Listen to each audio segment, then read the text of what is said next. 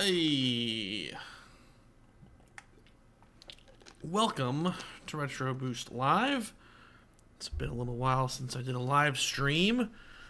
We got a lot to do today. A lot of stuff I was going to do for like B-roll purposes, but then it kind of occurred to me that it might be fun to do it all live, find ways to use the footage elsewhere in the process. Then it occurred to me, let's have some fun here. So today we are going to be I gotta like redo a bunch of my 5X profiles because a lot of firmware updates kind of came up back to back, and I was not keeping up with them too well. So I gotta recreate like a bunch of them. So I figured that'd be helpful to do live to show people that are interested. Gonna also use this opportunity with the profiles being done. It's the perfect chance to kind of like do the harmony programming, which is like a fan requested thing. I got a comment requesting to show like how can you use the 5X Pro with like a Logitech harmony remote. So we're gonna do that. And then as we go through everything, I'm also going to show off the new Blue Retro Dreamcast dongle, which is for pairing like any controller on Earth, basically, to the Dreamcast. In this one, a chance to show off the Blue Retro's like update and configuration process. So, a lot of stuff. And I see, I'm not sure if it's pronounced Pasix or Pasix. Hello, thank you for joining up. Thank you for also being a part of the, I believe you're also in the Discord server too. So gonna have some fun today. Yeah, the experimental firm updates snuck by me too for a while. I thought that I was on like the final Blue 5X Pro firmware for the longest time, and then it was like, hey, you haven't tried the experimental ones? No, I didn't. So let's get to it. So firstly, let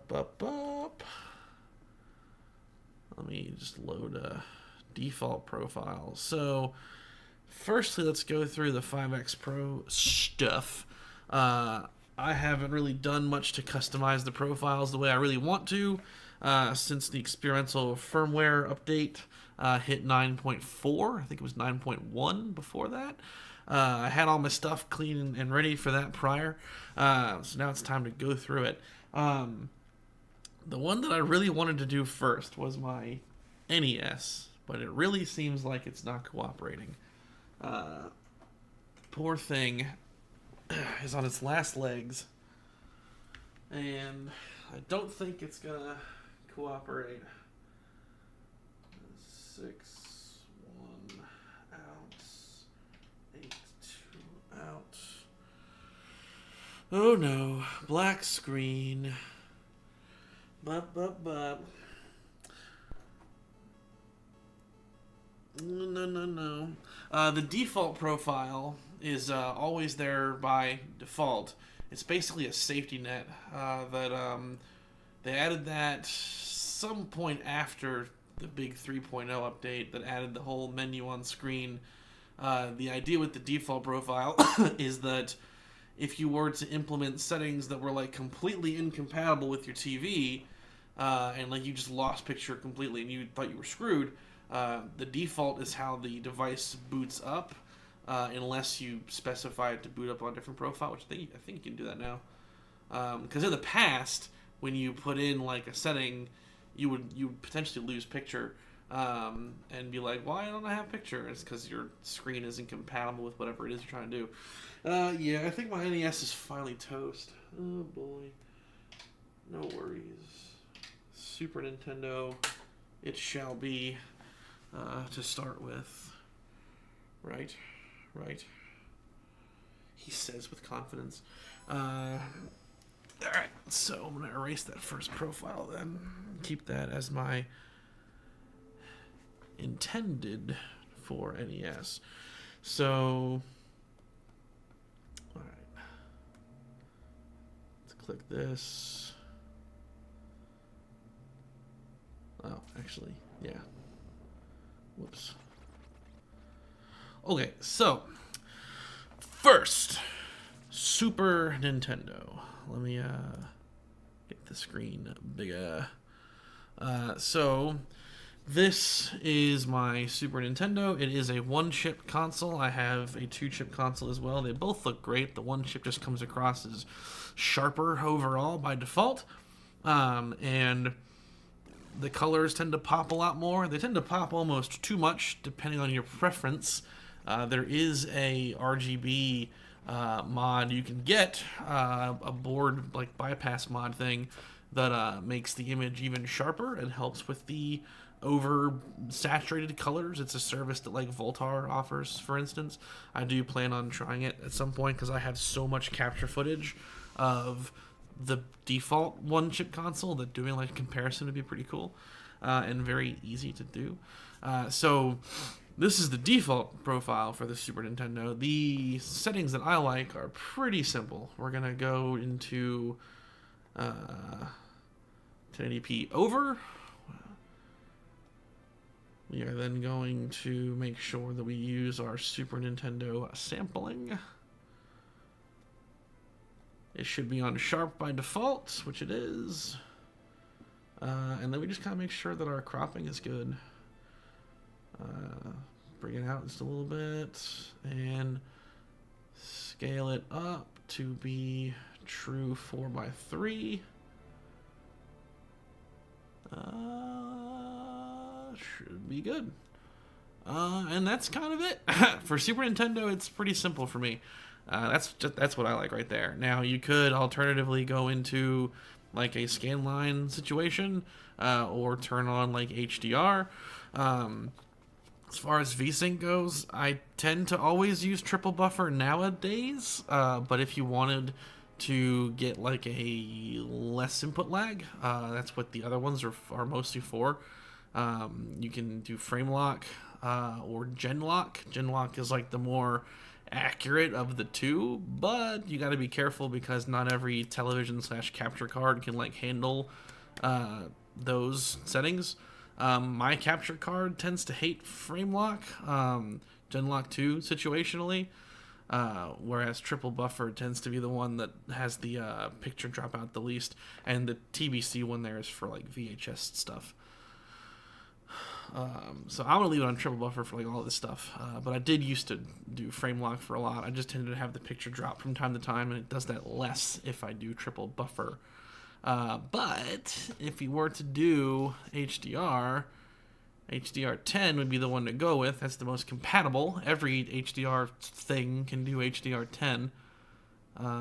We could then do some scan lines. I like aperture grill. Gamma boost is pretty intense. Get that color buffed up some. It may not be coming through. It's not going to come through to you as true HDR. It's not even on my screen. I'd have to be on my TV back there to like really appreciate this, but that's kind of a simple cobbled together HDR setting there, just to give you the idea. But I tend only to do that with my N64 and NES when it works. I do like the aperture grill scan lines though. Let me turn that off though. Alright. Let's get into the game just to make sure that the cropping and scaling is good. I think what I'll also do is get rid of that to help us with the accuracy of everything.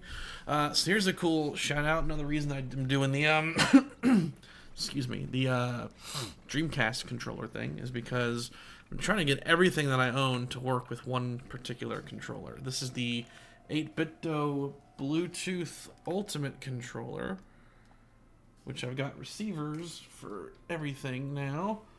All my consoles. And she is synced. Because we're not going to know that the scaling is good until we get into the game. I need to get the Killzone games. I don't have those for PS1, PS2, or PS3. Those are some of the last first-party games I need to get to my collection, actually. Because I bet that would look pretty good. Graphically, those games were trying to be like really peak. So we can see that our cropping needs to be adjusted a little bit. do we just bring the picture image down? There's the cutoff right there. So, tick, tick. There we go. So now we know that it's like calibrated. When you use 1080p over, sometimes you do risk the potential for the screen to go beyond, and there's nothing you can really do about it. Like, it's hard to tell what's quote-unquote what it's supposed to be. A good example is like Ninja Turtles in Time. Like, with Castlevania here, it's pretty clear where the top and bottoms should be because we have our status on the top and the ground on the bottom. But like Ninja Turtles, like, it's really hard to tell. Castlevania is fun. I mentioned that this is a one-chip console. I'm also using the HD Retrovision component cables on the dark setting.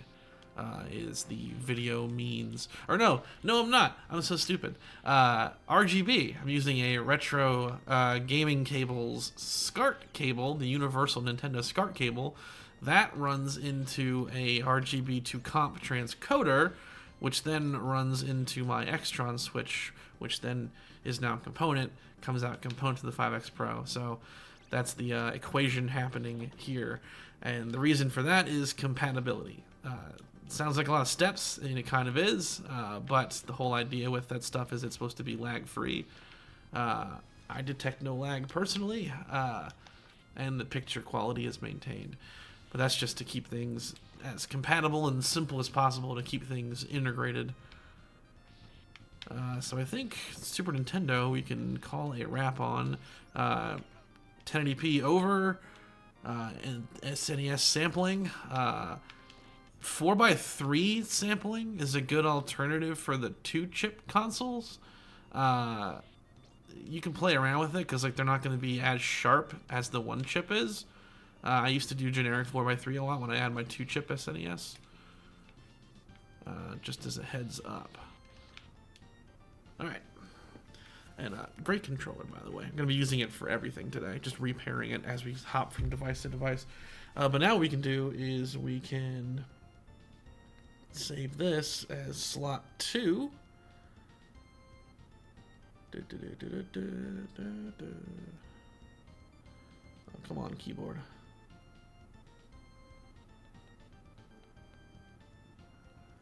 S and yes.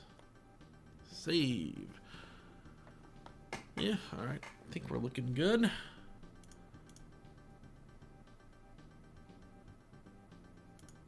Alright. It's one down. That's what I was gonna do to get over. So here's the default. So just to show the difference. So there's our default. And there's our after. Much more use of the screen space, and it comes across as a tad sharper because the SNES sampling just seems to be a little better for the one-chip console specifically.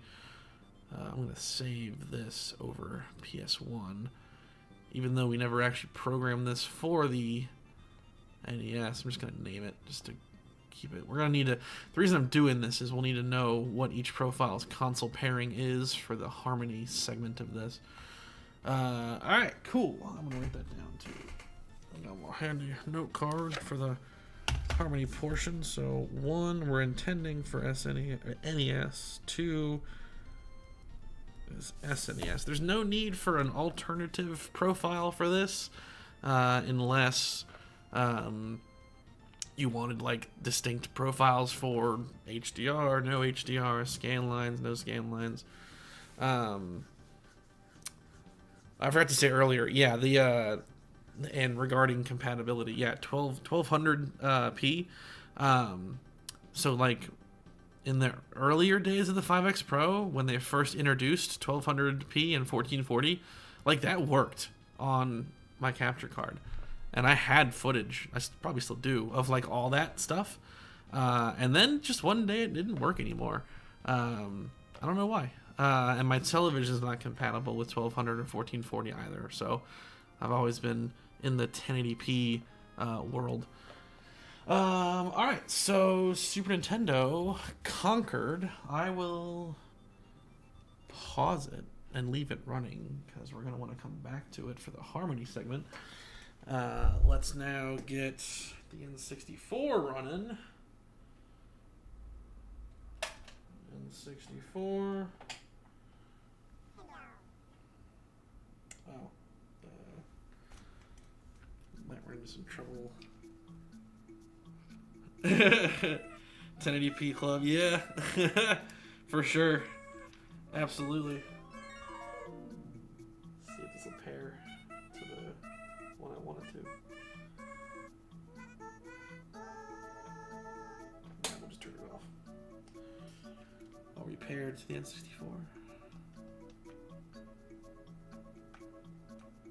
I think we are.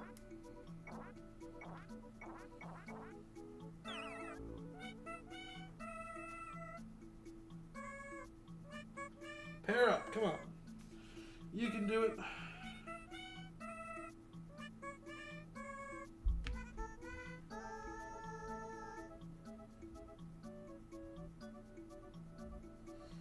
If you keep misbehaving, I'm going to replace you with something else.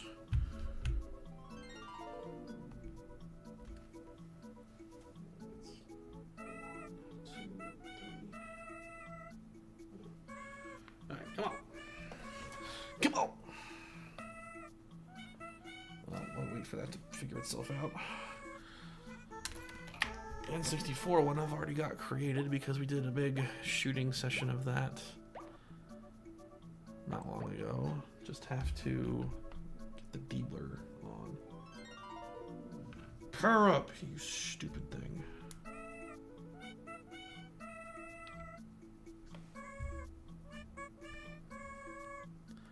Body Harvest. Never heard of that one. Or have I? I might have.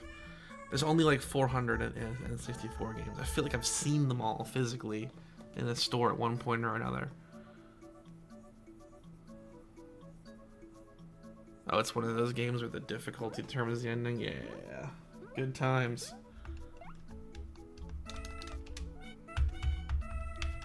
What? Okay, it's paired. It's just a game now. I picked Yoshi's story on a whim, and maybe I'm regretting it now. Start.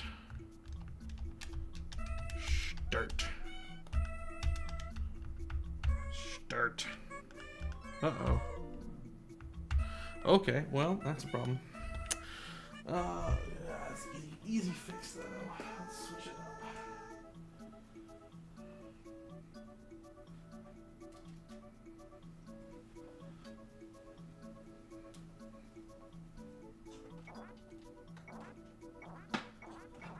Alternatively,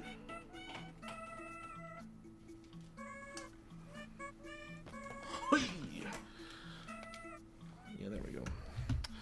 All right, don't know what the deal is there. Everything always works when you're on your own, and then you got to show it off to somebody, and then it's just. So, alternative controller is the Tribute 64. This one's really good too, because I want to be able to turn on the deblur. Yeah, deblur is on. It's hard to tell. This may not have been the best game of choice to try this with.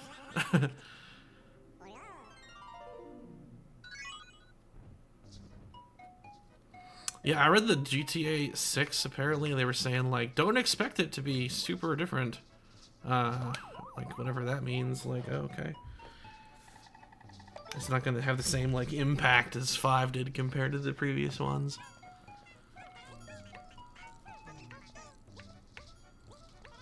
Oh, I got the alternative Yoshis are unlocked. Cool. I'm a completionist, baby. Okay, so we're going to get into the game. That way we can see the borders and everything. So, N64, like the Super Nintendo, is using RGB. So this is an RGB modded N64. Bought it from a birthday a few years back.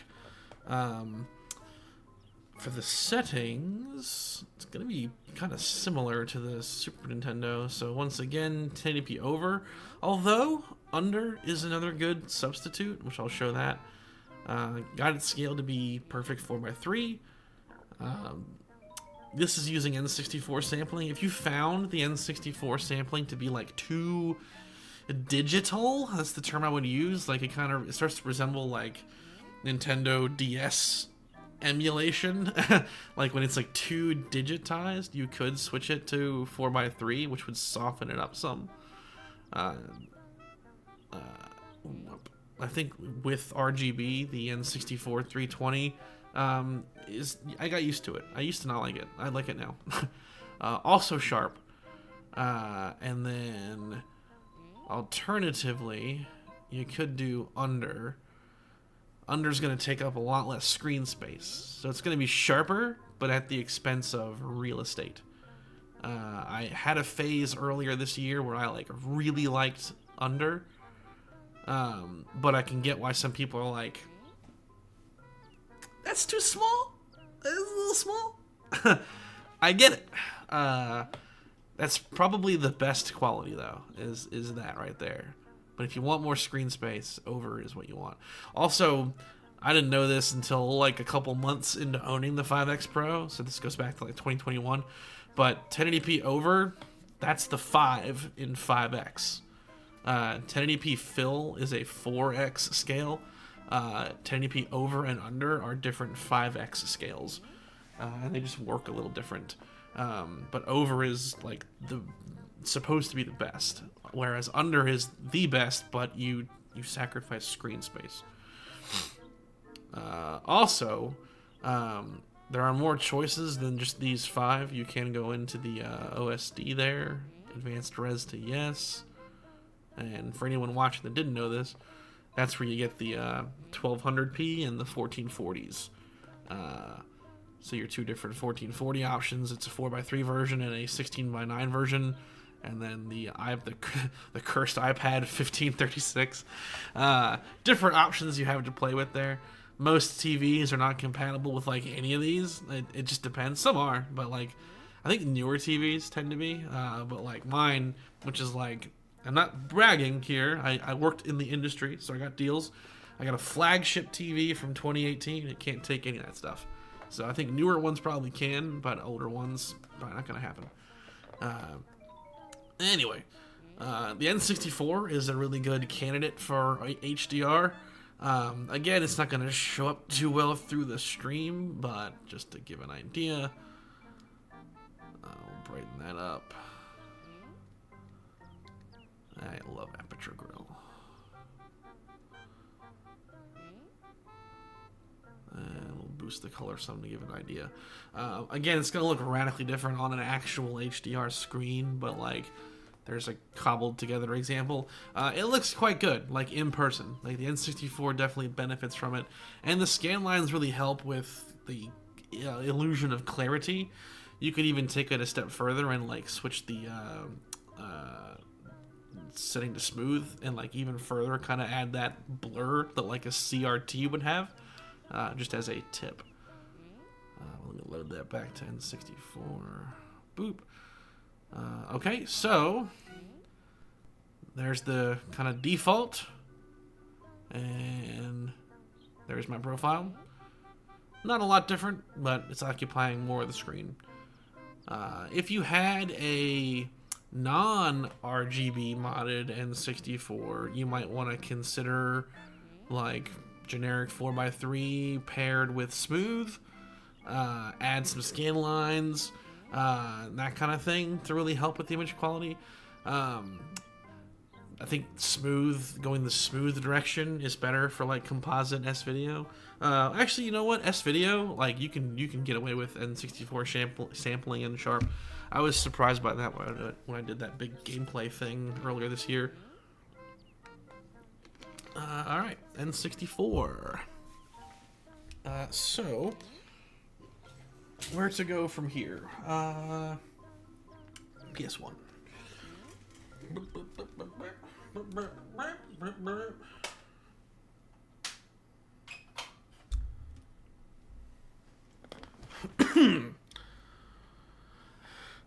Okay, PS1 is an interesting beast.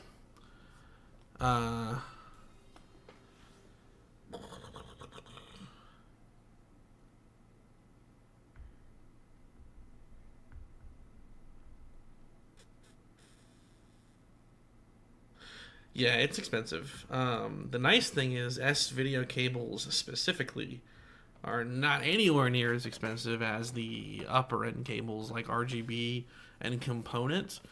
Obviously, save up because I couldn't do all this at once. This is like a near 4-year journey of gradually collecting all this stuff. But like Retro Gaming Cables UK, they sell really nice S-video cables for a lot of different consoles. And after shipping, it comes out to like $35, which is like half of what component and RGB cables are running at, and the quality is very similar. Like component tends to get the best out of like color, whereas sharpness wise, like depends on the console obviously, but sharpness wise, S-video and component are very close. I've been surprised by that as I've tested it here and there. All right, PS1. Let's pair this controller up. Second chance, 8-bit dough. Here we go. Beautiful. That time it paired. All right. PS1's interesting because it's like one of the consoles that you'll probably end up having multiple profiles for. So slots 4 and 5 are probably both going to end up being PS1 slots. So the reason I say that is because the PS1 has a lot of different resolutions. There's like 3. 320, let's see here, it's in the list. It's like 320, 380, and 512. Yeah, so 320, 384, and then 512. How do you know which one the game is? There's a list online. I've linked it in the description of my videos before. I'll link it again for this one. There's like this list. It's not complete because there's like a billion PS1 games. I think only like a fifth of them are on that list, but it's like the more popular games, obviously. But depending on what the thing is, you get the most accurate picture if you choose the right one. So I got Spyro here. This is Spyro Year of the Dragon. I think all 3 Spyro games are 512. So this will be an example of a 512 profile. And then a lot of them are 384 or 320. And like you just said there, if you do a lot of your PS1 stuff on PS2, you'll still be creating these like dedicated 512 or 384 profiles. Hey, look who's here. Greetings, Niall.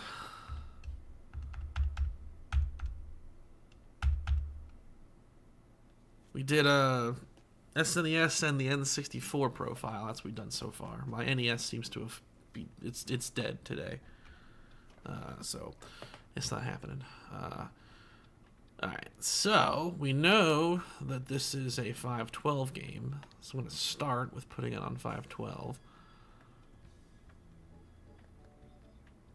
And then I know that I want 1080p over. And then we will see here. Oh, bigger. Bigger.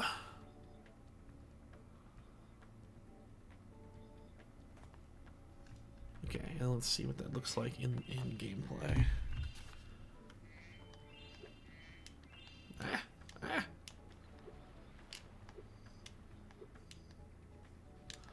She's gonna come talk to us for a second.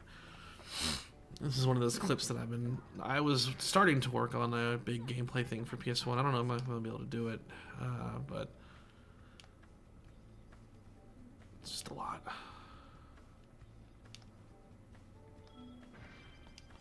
Alright, you're gone. I was glad that they remastered the Spyro trilogy to give this character some actual proper recognition instead of the heinous crime they committed against him. That's Skylanders game. Alright, so seeing the HUD just now, we know that we're pretty good on our screen alignment. We can probably move it up some.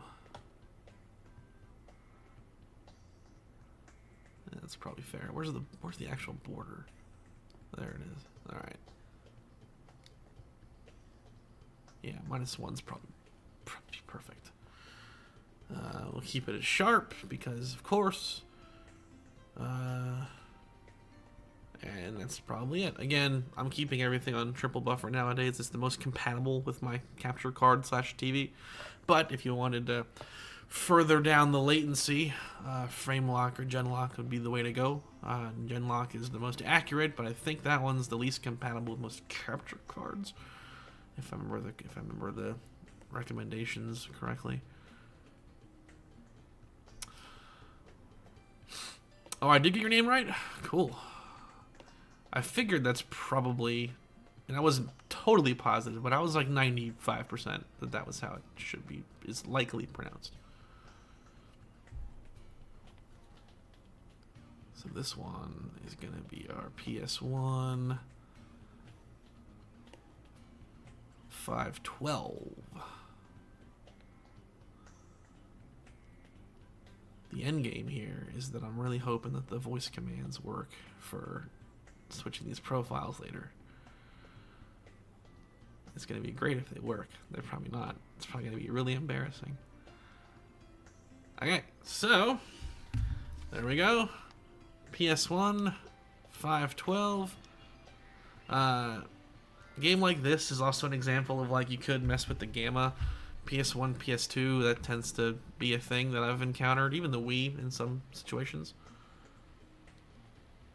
So like if we go into our post-processing, if you didn't like how like super bright the greens are, obviously number one, your TV settings, but number two, you could like lower the gamma some to help like kind of edge that off. It's obviously your preference. I tend to only encounter that on PS1, PS2, and sometimes the Wii. Like Mario Galaxy 2 was a good example of it being really obvious. Alright. PlayStation created. Fun little game. Spyro the Dragon. Yeah, Genlock is like supposed to be the most accurate, quote unquote. That one came in later in the firmware. I tried using it for like all my stuff, but I sometimes get picture loss here and there. So just to guarantee compatibility, I tend to leave things on frame lock as of late. But yeah, if I could, I'd probably do Genlock for everything. At one point, I tried to. It is the most accurate because it grabs onto the actual console's like outputs and everything, creates a regenerating clock. I think is what it does. Little above my head there, but that's what I've read into. 3 and 64, 4, 5, PS1, 512. All right, so that's our 512. So oh yeah, dude, with S video or RGB, PS1 is like very defined, very sharp. It's pretty incredible how it looks compared to composite. It gets a huge gain using better output settings and cables. PVM, yeah, PVM, I think, is that the one I was using on the N64 videos?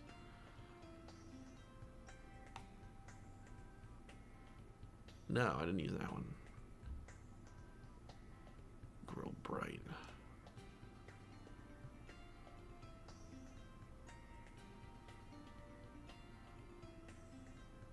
Boost that color up. Could do this for days. A million possibilities. With HDR, though, that would definitely come to life a lot better. This console looks pretty good in HDR too, on like an actual HDR screen.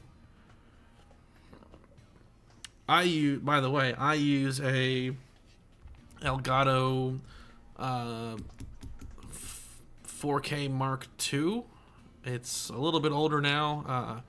Goes right into the computer. That's the one that I use currently. Compatibility wise, it's identical to what you have though, as far as like grabbing onto the different console outputs and how it treats the frame lock versus gen lock. All that stuff is all the same. I'm pretty certain. It's funny too because it says like RetroTINK does not guarantee compatibility with Elgato. Blah blah blah. I bought the Elgato before I bought anything RetroTINK, but I've never really had any problems, honestly, besides just the frame lock and gen lock not working occasionally. Alright. Let's switch to a 384 game.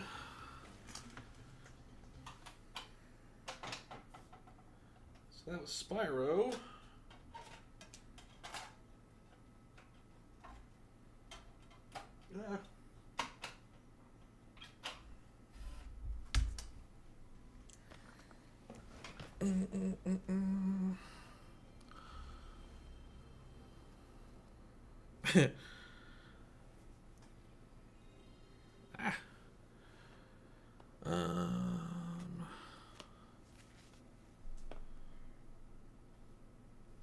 Let this load up here.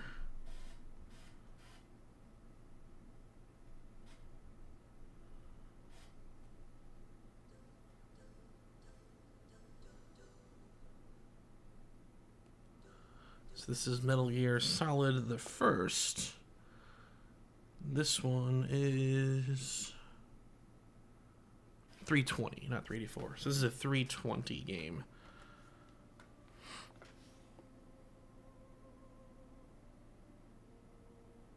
Really? Yeah, I've been curious to see like what some of the post-launch fever opinions of the 4K RetroTINK are. Because, like, I've got the spot for it. Like, when I did my Game Console 4.0 thing, like, I've got this... I've got the spot right here. Made right for it. USB-C power supply. Ran to it and everything. So, like, I'm ready for it. If I ever were to get one. But I was curious what the... post-launch fever opinions would be. Like, if it's, you know what, I think we all went a little bit crazy, it's really good, but, you know, comparing it, it's not that much better, or if it is that much better, you know, who knows. That's interesting to know. A fake 2X? Where'd you get a fake 2X from? Like Alibaba or something?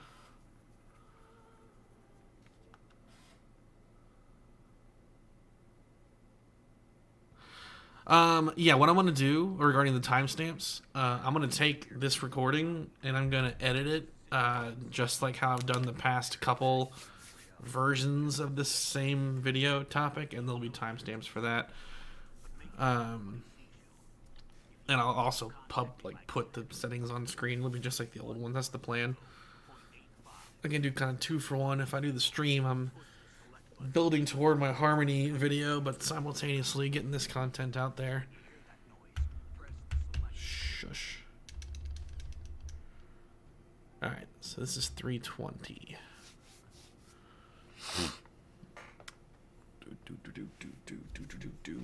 Alright, we're in the game now.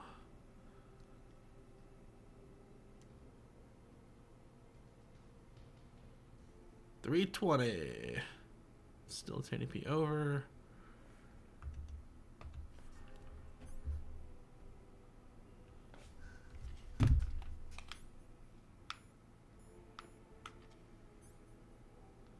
There we go.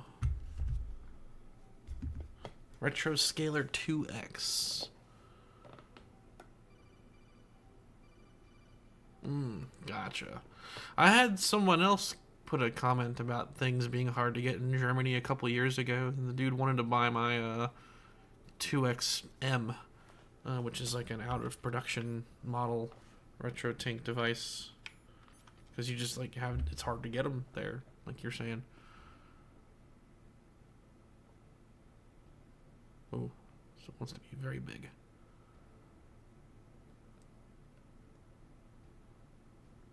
There's the top.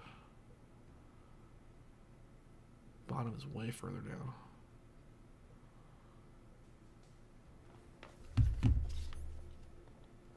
Oh yeah, see, there we go.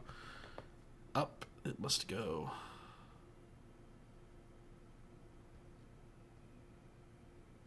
Okay, so that one required the most movement thus far, and that can be one of the quirks with 1080p over versus the others.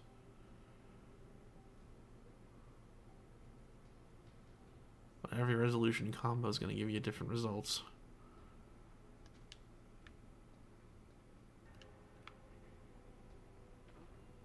Oh, God, I'm so bad at this game. Not practice.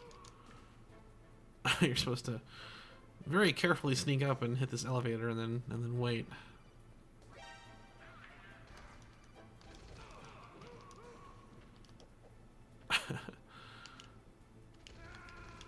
Yeah, whoops. But hey, there's our 320 profile created.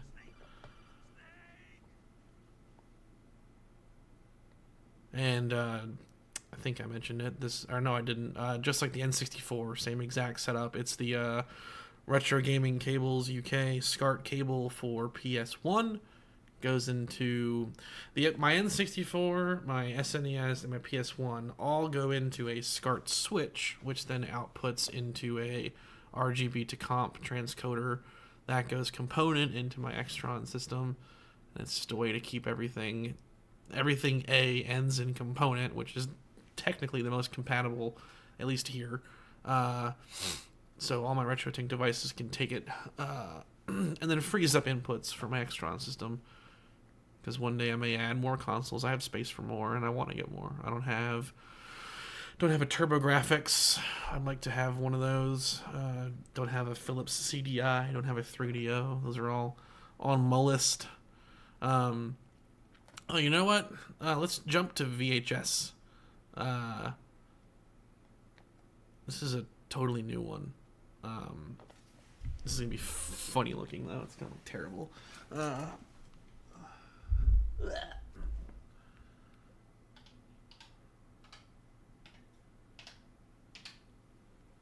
Is it still even gonna be on? Is the question.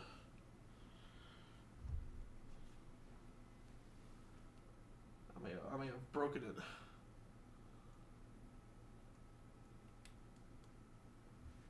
Oh no. Oh.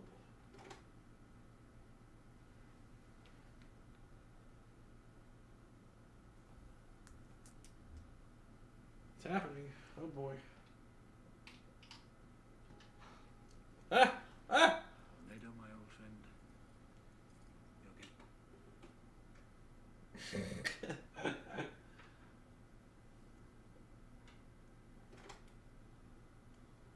Ah! Oh, it's beautiful.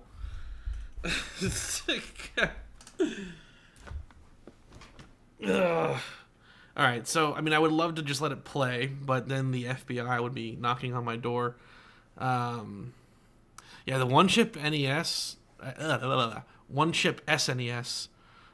is a noticeable upgrade, and the next thing I want to do, and I just gotta save up a little bit of cash, the next thing I want to do is get that RGB mod for it. That'll like further sharpen it. I'm curious like what that's gonna be like, and I was really devastated for a minute because it had been on my list to do for so long, and then it's kind of alive. Doesn't this look good? It was on my list, and then like Voltar, if I'm pronouncing that correctly, he seemed like the best source to go through, and then he had like the flood happen, which was terrible. And then the break-in happened, and it was like, oh man, he's done. And I felt so bad because I was like, I missed my chance, but also what happened to him is completely terrible. I was really impressed to see Voltar bounce back and seems to be like really happy. So now I'm like, oh, my chance, I can get it done again. So I'm gonna try to do that soon to see how that does. But even by itself, like the one-chip SNES is incredible. I need to get like a top-loader NES too to replace my busted one. Okay, so this is VHS. Now, like I said a second ago, I wish I could just play it, but that would be unlawful distribution to do that. So I can't. But this is really cool. RetroRGB. I think I saw you say that I was like the best at something, Niall, and I appreciate that. This is RetroRGB is another good channel. They published a video all about VHS and like the 5X Pro like 2 or 3 months ago. So that's where these settings come from. So that's all from their video. I'd say check it out. I'll put it in the description of the upload version of this when that comes to fruition. So this is going to be composite. I used to use component for my VHS/DVD player, but actually these settings look best with composite, which is interesting. So composite, 1080p over, of course. No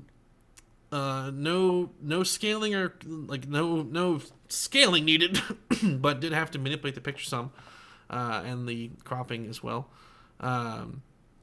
Depends on the movie though. Some of it's not universal. Generic 4:3, it's fine. Soft gets the best out of that like kind of CRT era look.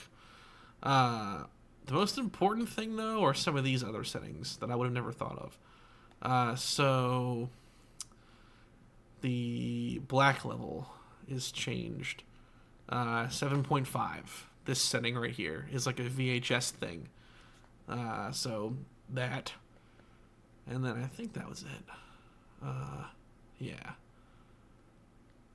Right. Triple buffer. Triple buffer is important because again, it helps with like the signal breaking down a lot. Although if the VHS is like falling apart. Oh, and then the blanking color. You want the blanking color to be black. So those are all settings from that RetroRGB video, and they do like the VHS content like looks good. Obviously has the retro flavor to it. Like it's not, you're not gonna make it 4K quality here, but it's pretty good. And if the VHS itself is in like better condition, it'll obviously help. If it's degraded more, it's gonna hurt it. So cool. Just wanted to talk about the VHS part of it. Let me turn this off before it burns a hole through itself from being paused for too long.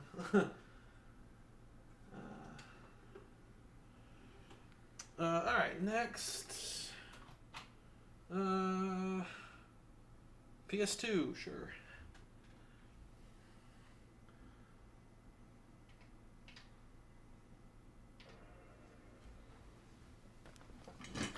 PS2.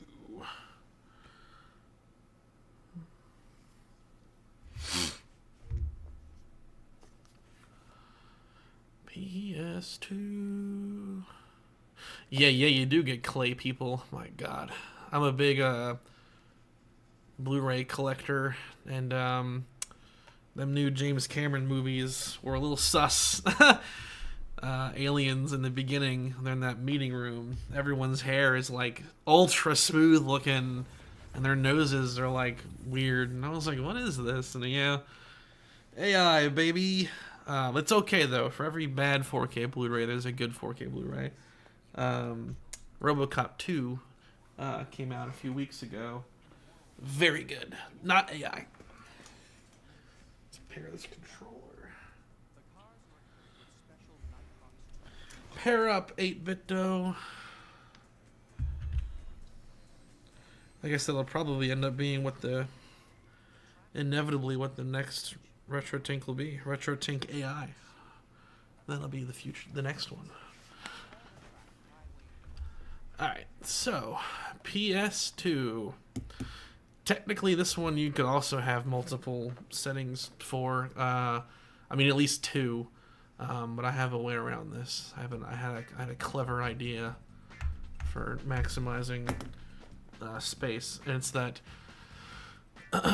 technically, whether it's GameCube, PS2, Xbox, or Wii, the 480p settings can be the same. So I'm gonna do just one profile for all of those. God, I used to love this. This is based off a movie that I watched on loop as a kid. Can I pick everything? Almost. Okay, almost.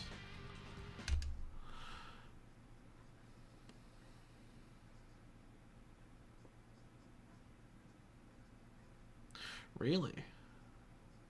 I have that. I bought that recently. Yeah. I should try that one for something in the future. Alright, so this is the default profile, which is not terrible. But let's optimize it a little bit.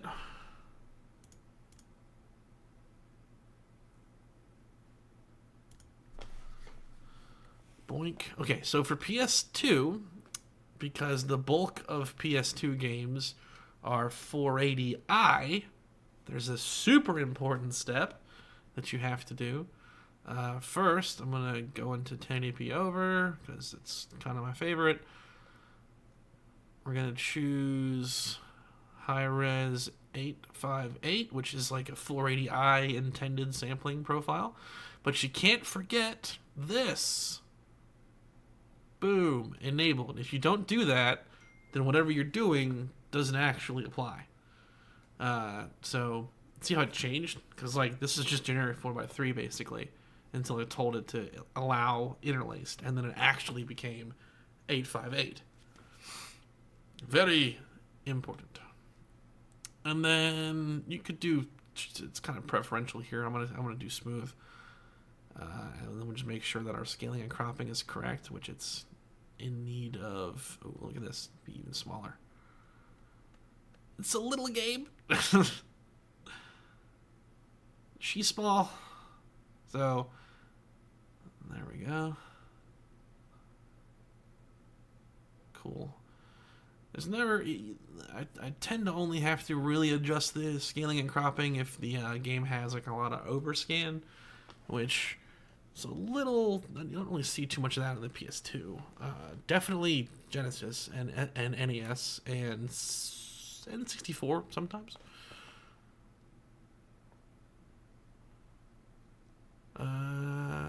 Yeah, and then I've said this before, triple buffer is what I'm keeping currently.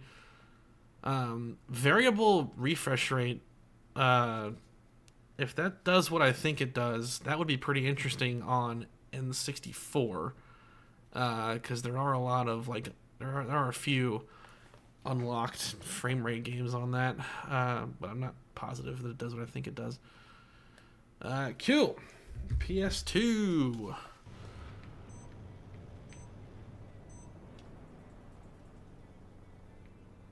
Oh, God, every time with this game, the triggers. I would agree. I think that N64 or that GameCube has aged extremely well compared to a lot of game consoles. It really seems like the bulk of, well, number one, the bulk of GameCube games are 480p, which is like a technically superior output compared to 480i. You tend to only not see that on some third-party games. Anything like Nintendo or Nintendo-centered ends up being 480p. Out of all the PS2 games that I own, which is a lot, only like 2 or 3 of them are 480p compatible. I love this game as a kid. Yeah, great. It's funny because we've like unintentionally played a ton of GameCube games on the channel for Retro Boost Arcade, but they do like look really good. All right, yeah, God of War, Metal Gear Solid 2 and 3. Although it's not the clearest game, Dragon Quest 8. Looks really nice. This game looks pretty good too. It's why I picked it for today. I think it's got like nice vibrant colors. Kind of reminds me a little bit of F-Zero GX for the GameCube. Although I always forget that the trigger is the go button. This game was a little bit ahead of its time in that respect. Trigger for go. What are you, insane? In the year 2000, whatever this was. It's a fun game though. Hot Wheels. Beat that. Alright, so there's PS2. As a recap, greetings, Buster. Good to have you here. PS2 profile, 1080p over. This one got shrunken quite a bit. Different games can have different sizes, though. It's not always a one for all. High-res 858, don't forget to enable. And then I like smooth, but you could really go either way with that. And there's PS2. So let's save this one. This will be slot 6. We're halfway there, baby.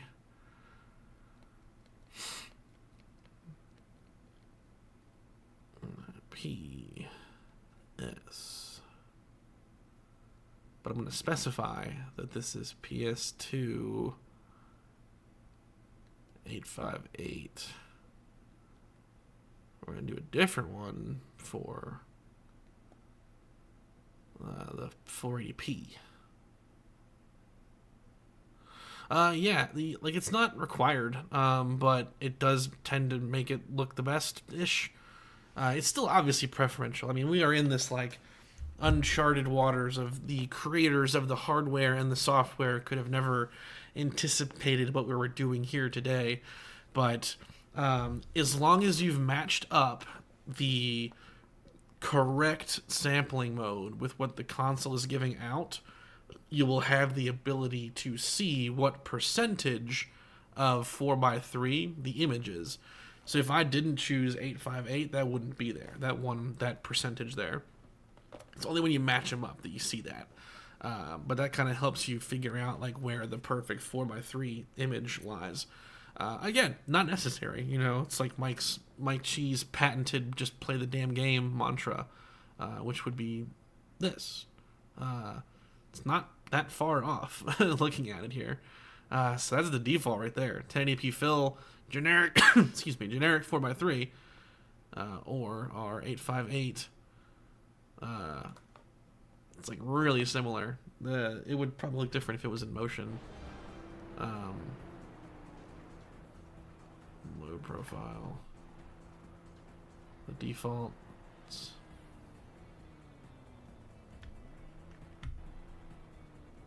Yeah, real similar. That's just funny how similar it really is. You could definitely play around a lot with PS2, though. There's so many options for it. Alright, that's PS2. Yeah, let's take a real hard left turn here and do the Dreamcast and the Blue Retro stuff.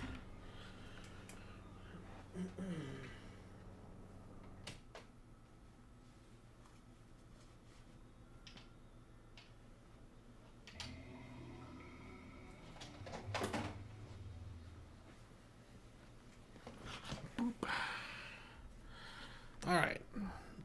Dreamcast.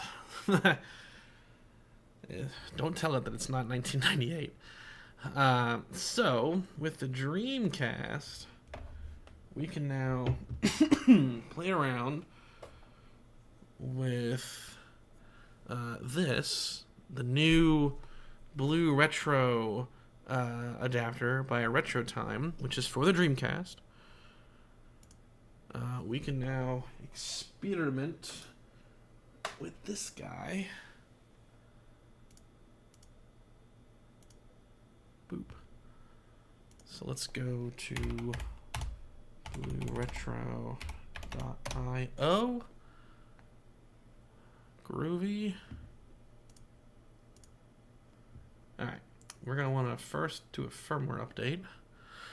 So the way this works, you can get these adapters for like everything. There's like ones you can get off of Alibaba, which I haven't had the best luck with. They're called Blue Retro Cores. Or the company RetroTINK has been gradually releasing them. They have one for the N64. They had one for the GameCube, works on the Wii, and then now one for the Dreamcast, which is what this one is. We're going to start by giving it a firmware update. You got to get a Bluetooth adapter if you're using a computer, or if your computer has Bluetooth built in, use that, or a phone. I've had the best luck with my computer and the Google Chrome web browser, but we will see that there it is. Pair it up. Hopefully it works. Come on.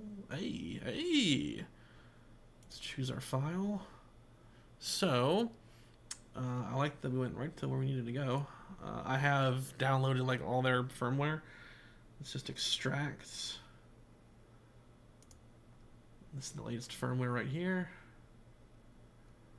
And should be Dreamcast. Yeah. You can do Dreamcast or Universal, but I'm going to do Dreamcast. And then update. And there we go. Max Payne. I have one. I have Max Payne Uno on PS2.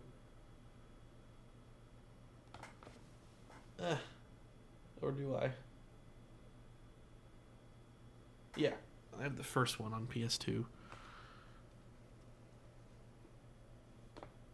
Uh-oh. Uh-oh.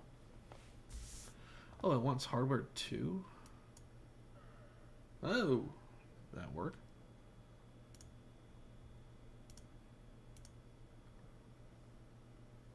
I looked away.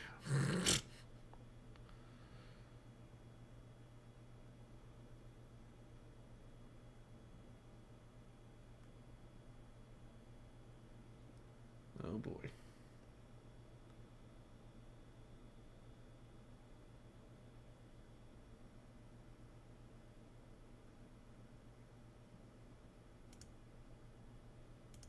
Oh, here we go.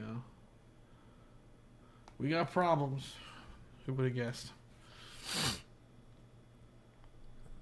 This process can be very fickle. It took me like 1,000 tries to get the N64 one back in the day working. It looks like Chrome's all hung up.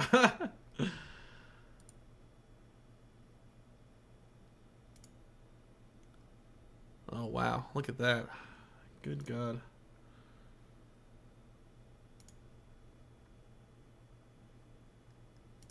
Yeah, no kidding, it didn't close down correctly.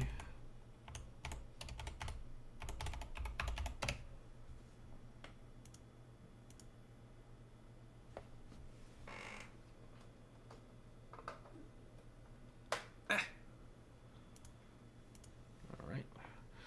Maybe I will do the universal one then. Good Lord. Alright. Unless it was saying it wanted it to be hardware 2, which it shouldn't. It's hardware.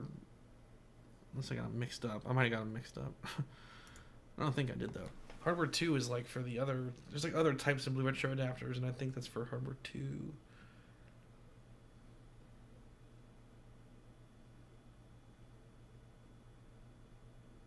Huh. Well, let's take a peek. So, yeah.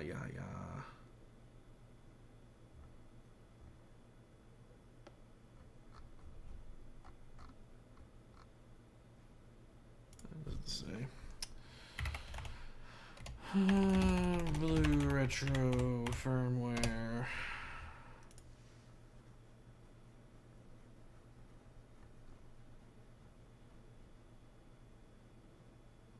Yeah, it says it right there. It's for like this Laser Bear Industries thing specifically. Retro Time, Hardware 1.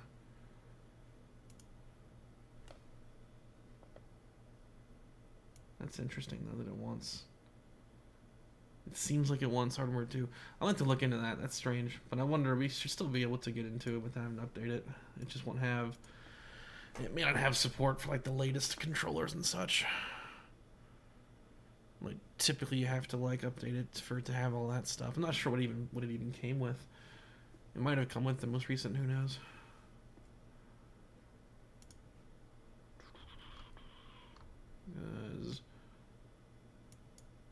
Because like version 84, which was back when the N64 one first came out, added support for the Stadia controller. So you knew that you had it updated if you saw Stadia like in the list of controllers. Oh, here we go. Come on. There we go. Lots of stuff.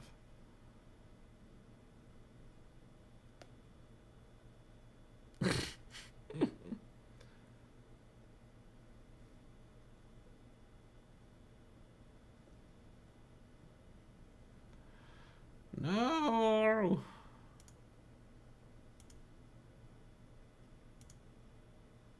aren't you working?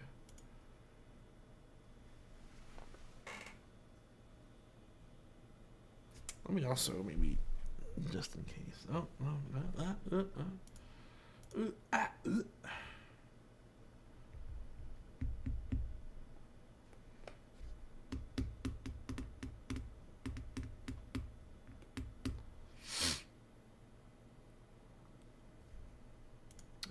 Let me also try to move the actual adapter itself to line of sight. Maybe that's the problem.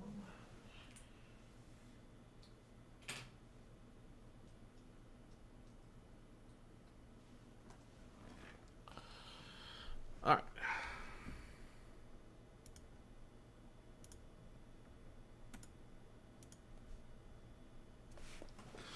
You can do it. I believe in you. Sort of.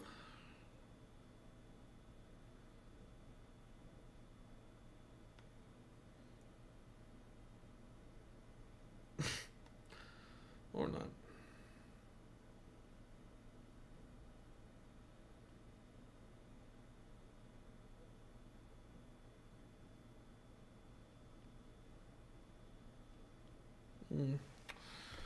You make me sad.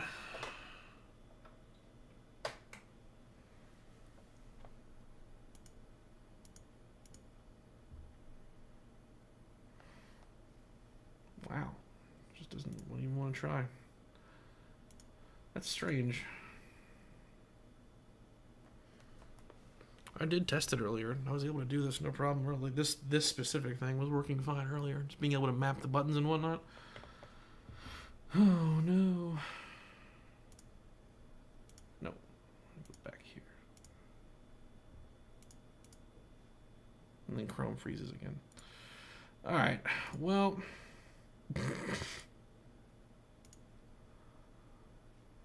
Let's give it one last shot. I'll try it on Opera GX just to be super thorough.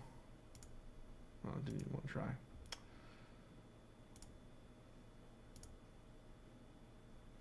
Oh, Chrome's back. All right.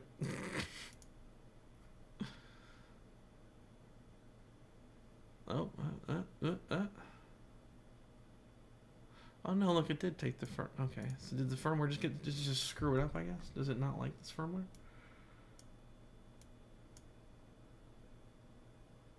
Firmware 1 Dreamcast. Interesting. Normally it takes like a lot longer to update. It seems like it was giving it like half and half and then not working.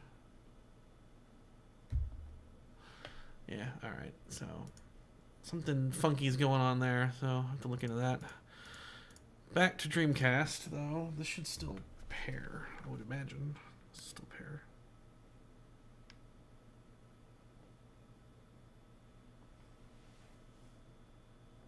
Oh.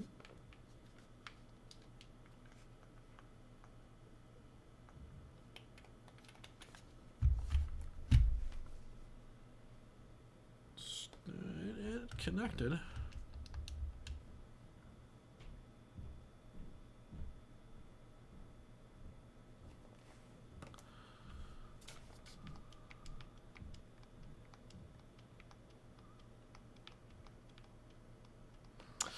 Regarding the RetroTINK 4X, you should be able to. The remotes are like, I think, the same technically. Like and even if they weren't, there's a way that you can teach commands, which I'll be showing that once I get through all this. Oh man, looks like the Dreamcast is just a bust though. I'm gonna have to play around with this adapter on the side. So let's skip Dreamcast then and go to the GameCube. I know, man. You know what's again though? I tested this before going live because I wanted to make sure it was all good and like it worked fine earlier. The only thing I didn't do was a firmware update, which I wanted to get that on camera. But shame on me, as we just saw. But I was able to map the buttons earlier, no problem. Like it went into that screen.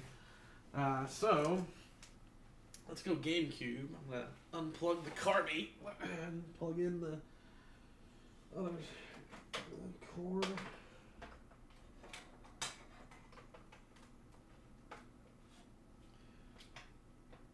Oh. It's in there. Memory card, that's fine.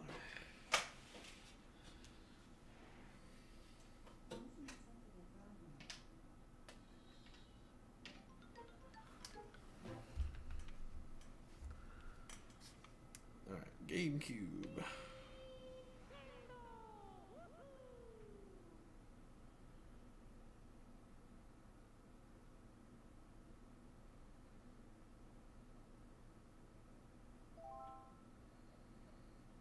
Come on, pair it up.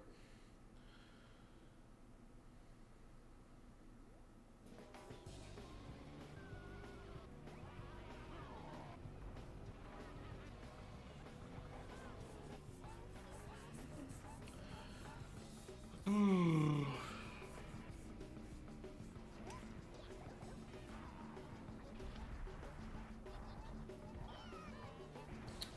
Good lord, man.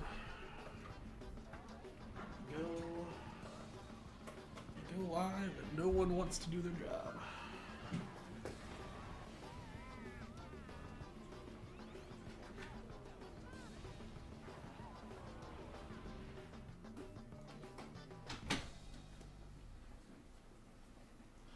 Alright, so first trick with the GameCube, hold the B button to force it into progressive scan.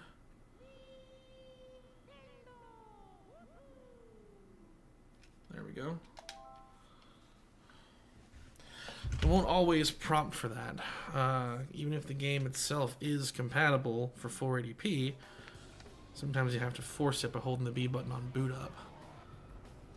Yeah, Prime 1, yeah, that's how it goes. Like, it, you know, you think you're good, and then, I mean, my NES wasn't working earlier either, so we're having quite the day here.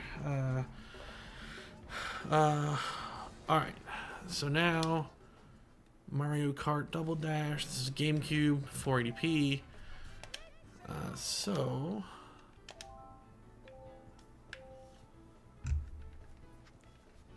doesn't matter what we do.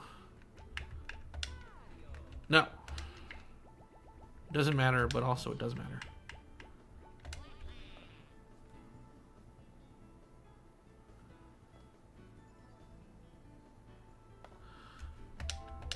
Alright, so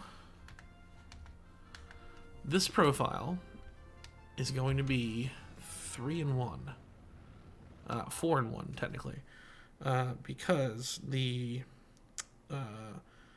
settings for a lot of this stuff are very similar. So this is going to be a profile that's equal parts GameCube, PS2, Xbox, and Wii, because technically they're the same settings-ish. So I'm going to keep 1080p over. Then I'm going to change this to, oh, that's interesting. Normally, you've got DTV. Weird. Let's, okay.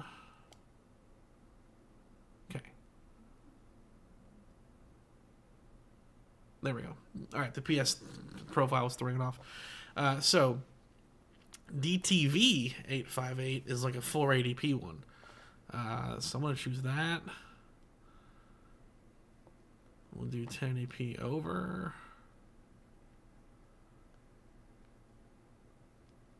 And yeah, we'll see what needs to be adjusted here. Not much.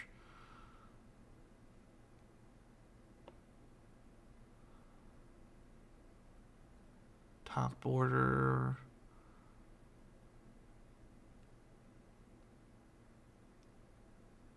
Ah, okay. Yeah, there's the bottom. So that right there is about perfect. I'm gonna go with smooth. I like smooth.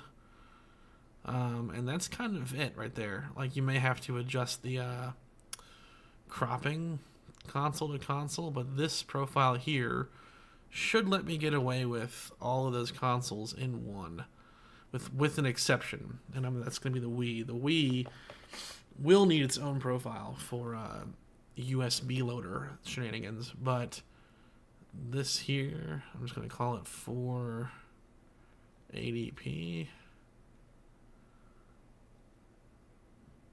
This one should be a good little catch-all for GameCube, PS2, original Xbox, assuming the output is 480p. If it was 480i, that would be different. And that's kind of where the Xbox/PS3 might want their own profiles. But that's pretty straightforward. This is the RetroBit component cables here with the 5X Pro, which looks quite good. They use the same GameCube video technology that practically every little modded cable for the GameCube uses. The CARBY is probably my favorite, although you get a smoother overall image with the 5X Pro / a 2X Pro M, that kind of stuff, than the CARBY, because the CARBY is going to default sharper. I quite like the CARBY. But the GameCube, like Niall said earlier, the GameCube has aged very well. Like, this looks quite good, considering its age. Component cables are definitely something that really, really give you a difference with the GameCube, because you can get access to those 480p output profiles. A cheaper alternative would be to play the GameCube over the Wii and get component cables for it. You'd still be able to access the progressive scan modes with the Wii. Alright, let's pop into the Xbox, because that one gives us the potential for 720, which would want its own profile. Ow.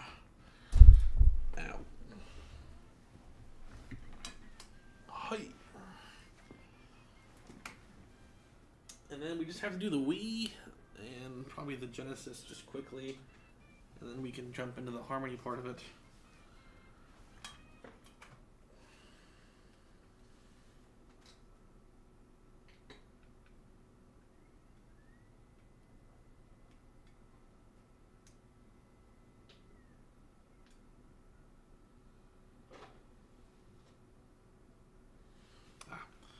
That is not a 720p game. Should have known. Oh, Xbox. Boop. Grab 720p game.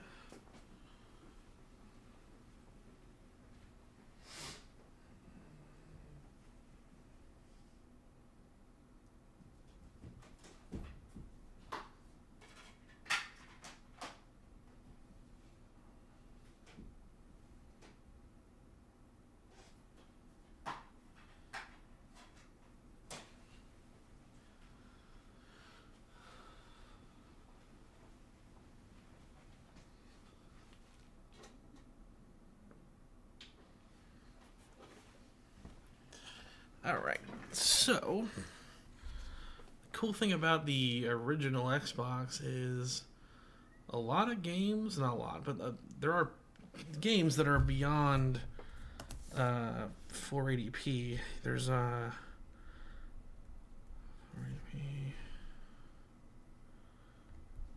I gotta write down my profiles. PS2. A lot of them are, again, not a lot. There are games that are 720p and 1080i, which is pretty cool, and kind of like making a profile that's multi-compatible with the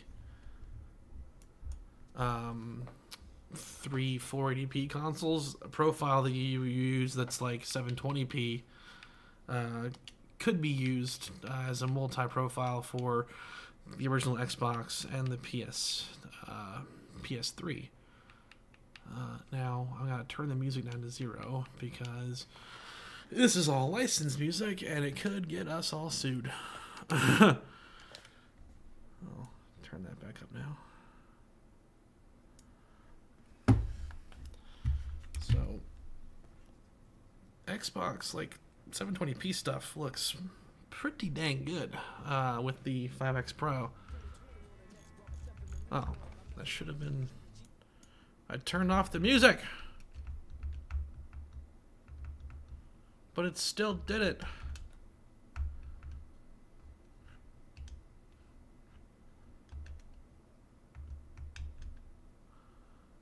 Alright, let it alone. I guess just to keep the volume down, because I'm gonna get a DMCA from this.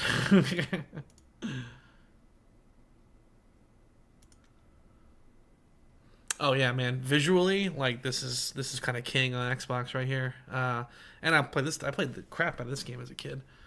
This one specifically. I remember my brother was more into them than me, but I still loved them. Nothing like working from your water, working from the bottom, and fighting your way to the top. Well, seriously, I wanted the music to be 0. I don't know why I did that.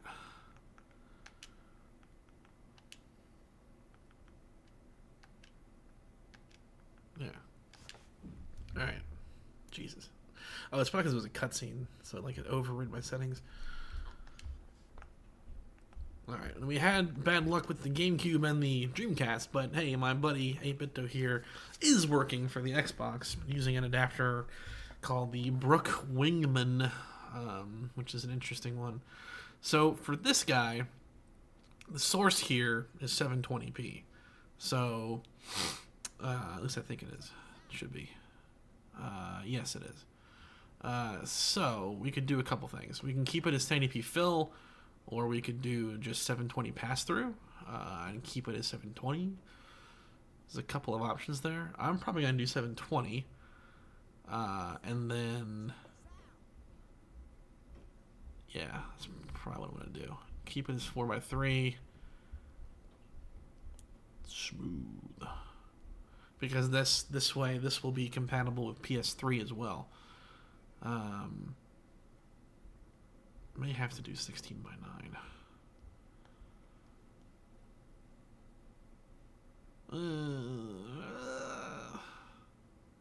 No. Alright. In this case, I'll just go for 1080p over. See what this looks like.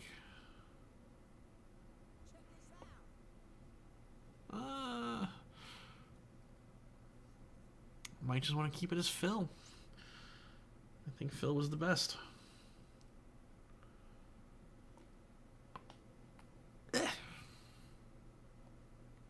Yeah. That would be the best. For PS3, I typically just choose 720.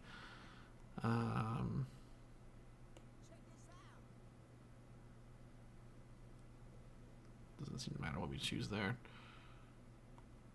Keep it as generic. Smooth. Gonna have to adjust the scaling and cropping quite a bit. Because the Xbox, I want to say, has some overscan, but maybe it won't this time around. No. But is it centered?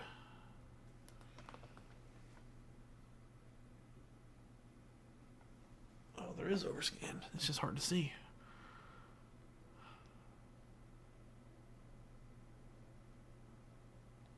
I see it on my preview monitor has overscan. That's interesting. Ever so slightly. Alright. There's a cobbled together Xbox profile. I'll have to play with that. Now that leaves... oh, you know what, actually. I'm not even going to save that. That's, then I can't do my other ones that matter more. This is where I want more than 10. I want more than 10 profiles. So I think the default profile with just some minor adjustments is fine for this. Dang, because if I make a profile for this, I can't make one for the USB Loader Wii or my Sega CD, which I do want. God, Tony Hawk, though. So fun. Now.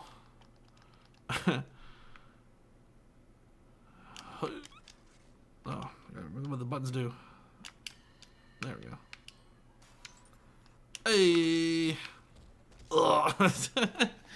Alright. Let's quickly do Genesis, and then we can do Wii, and then we can do the Harmony.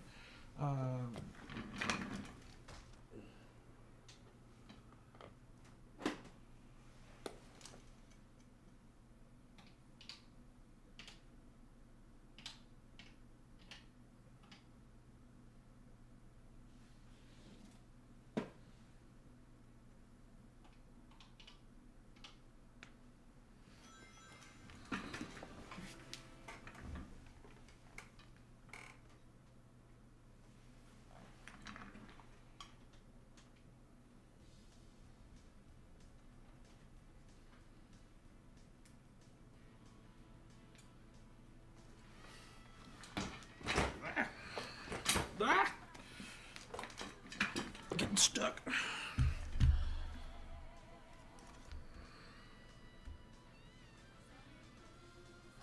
Alright, so this...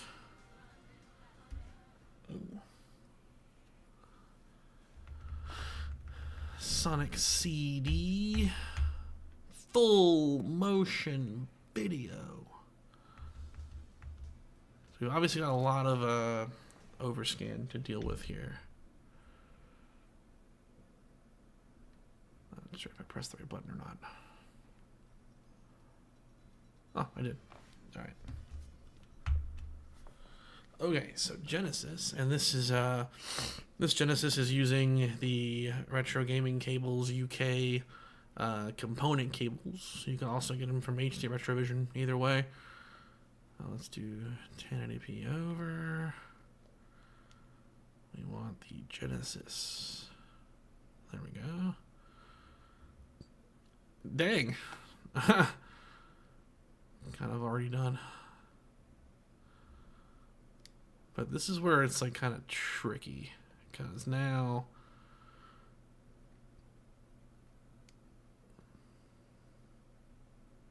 like, see, it's kind of impossible now because of the overscan.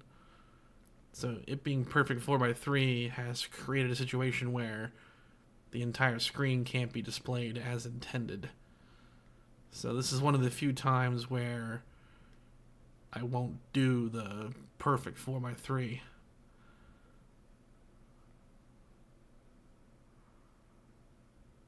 Probably there.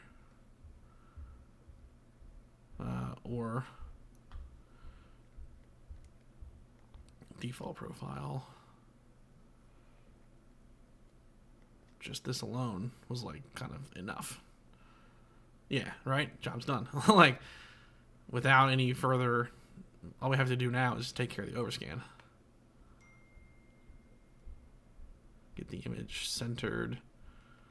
And I had this problem before too, like even before the 5X Profile got, when they got more sophisticated, it was still a problem back then.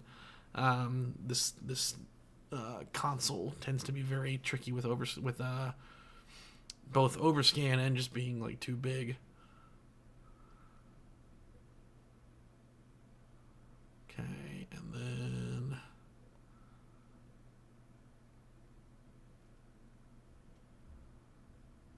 oops. Actually, that's fine. Very big.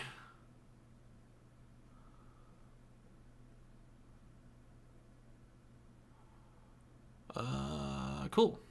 I think we're there.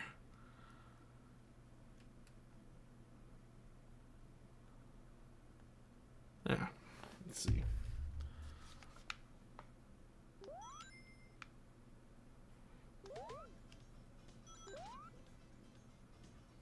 Whee! Yeah, looks good. I've always felt like the 2D Sonic game should have had the camera pulled a little further back to the right. And they'd be completely perfect if that was the case. Oh my goodness.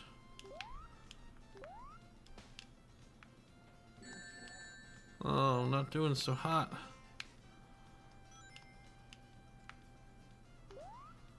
Visually though, the Genesis looks quite good. Genesis / Sega CD looks quite good. Wee. Alright, so there's Genesis / CD. We'll save that one as number 7.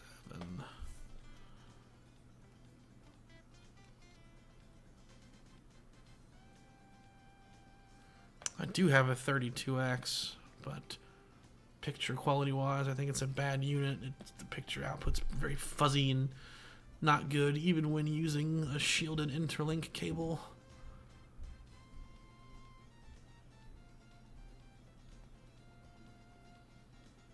Alright, Gen. Okay, now, last major profile is going to be the Wii. But this will be fun because it's going to be the USB loader, which graphically is better. Oh, my knee. 4.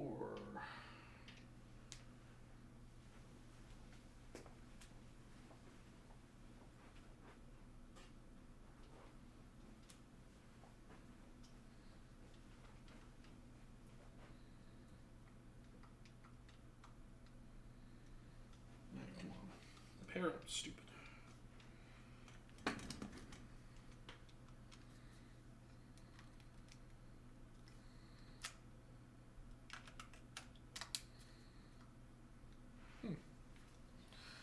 Really?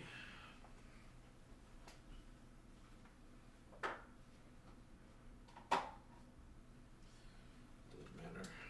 Battery's on standby. Screw you.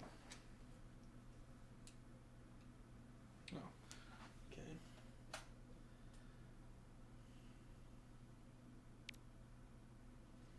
There we go. Didn't realize that would be necessary.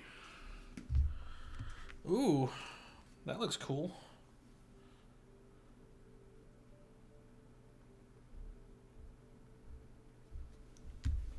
We got a green Wii output there. That's a little scary.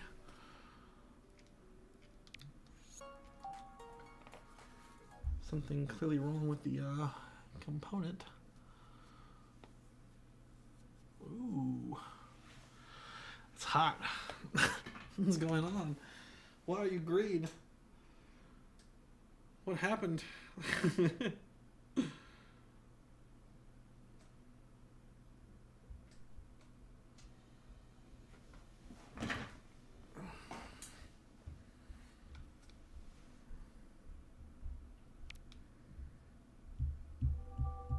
Hey, there we go. Okay. I booted it up in green mode somehow. That was impressive. Alright, so USB Loader is awesome because you can run a 480p patch, as it is called, for your games. And there was like an issue with the Wii that was like uncovered years after it came out, that it wasn't actually outputting 480p correctly, and it was patched by someone, and you can run that from USB Loader, and like you get like really good output quality from Wii games compared to before. So what to play? Leaning toward Prime 3.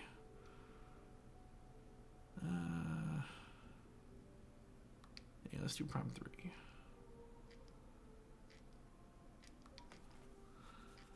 And there's like cheats you can do too. Make sure these are all off though.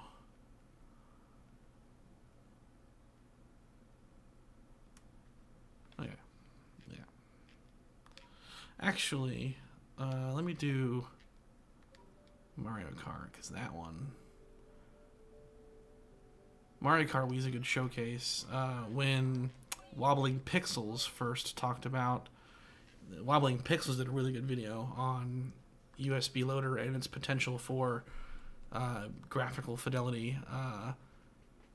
This game is a good example of that because you can specifically turn off a lot of the post-processing stuff.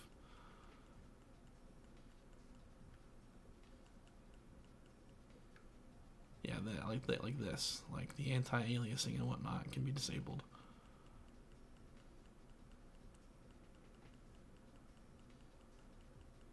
Yep.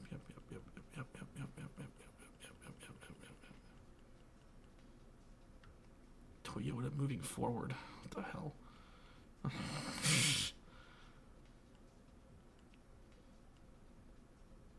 right.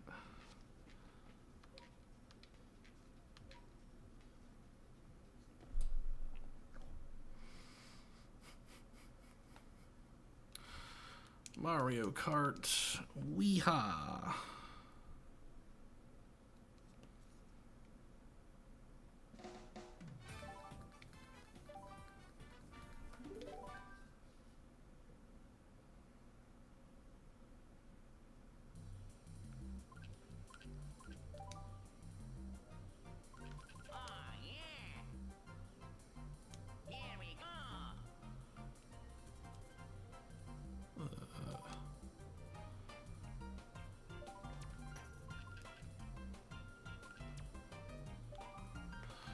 Okay. Get into the game and then get our settings in place.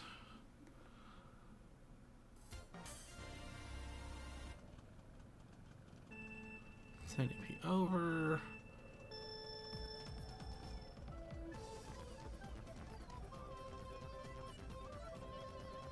Start default. So the Wii, you got a lot of options here. Yeah. The only I mean, purple's my color, so I've always gravitated toward him for purple alone. But yeah, I've done 2 Wii profiles in the past. I've done under and I've done over, and I think between the two, under's kind of the clear looking one, but much like N64, it's going to be less real estate on the screen.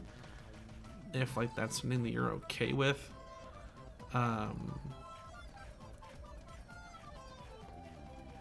There we go. The DTVs. DTV.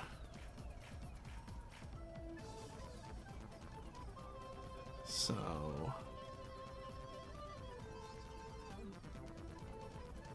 There it is. There's like a 1080p under Wii thing. Obviously, like the N64 one is a very tiny, but fidelity-wise, like that looks really good.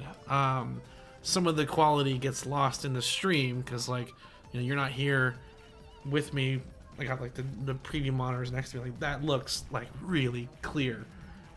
Between the fact that it's getting the 480p patch. And this game specifically has those extra codes to disable more of the post-processing. Wow, like it's very close to like emulation. Like it's getting toward that level. If you didn't like 1080p under though, being smaller, we could switch to the other extreme and get something more screen filling. But we lose the option for the DTVs. They're not compatible with 1080p over. So generic 4x3 comes across as a little bit softer by comparison. At least it seems to. At least it seems to me to come across as softer. We can find our top and bottoms. I don't think they're that far apart. Yeah, the bottom's closer. So right about there. Keep it smooth. I like smooth for the Wii. Let's call that one.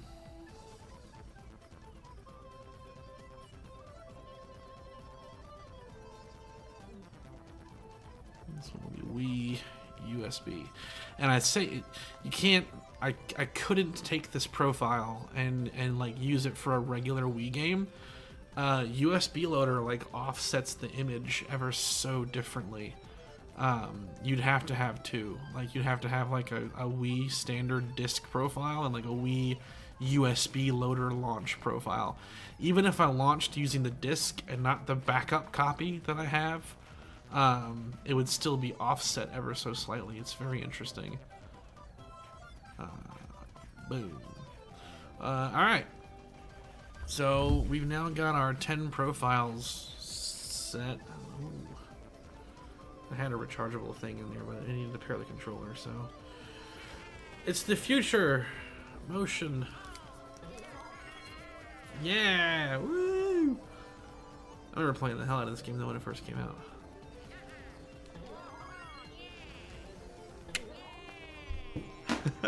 Uh-oh.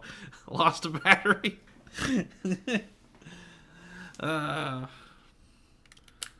Alright. Okay, so now harmony time. So this is where it's gonna get really fun. Let's give the 5X Pro a rest. Turn that off. Switch to our display capture.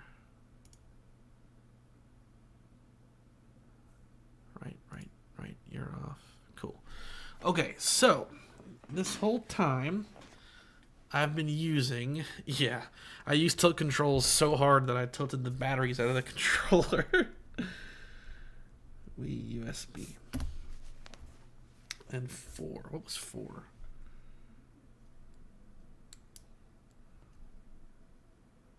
I forgot. Oh, PS1 320. Okay, we got our profiles. So, this whole time, I've been using this remote. This is the RetroTINK Premium remote. It's my understanding that one that's pretty much exactly this is what also comes with the 4K RetroTINK. This remote's awesome. Very soft buttons to touch, and you have like a ton of the different processing, output modes, etc. are all on the remote. Really cool. I made a whole video just about this when it came out back in November. So that's what I've been using. So an alternative, though, is Harmony. This is the Harmony Elite. There's also like a standalone version of this called the Harmony 900. And there's also like simpler ones that you can find online. Harmony got discontinued like a year and a half ago, so you can't find them like new anymore unless you find them like in clearance sections or online, but they still work, and their online infrastructure is still running, thus we can use it for our purpose here today. Harmony is cool stuff because you can use this for a lot of things. The intent is to use them for like home theater setups, like TV, sound system, streaming device, Blu-ray player. Get it all integrated together, and like one button makes everything turn on. However, Harmony does support the ability to add and custom program their stuff. Thus, we can like, I don't want to use the word trick, but we can like get it to work with stuff like the 5X Pro. So this can become like an alternative remote. So what we're going to do today is kind of go through how you do that.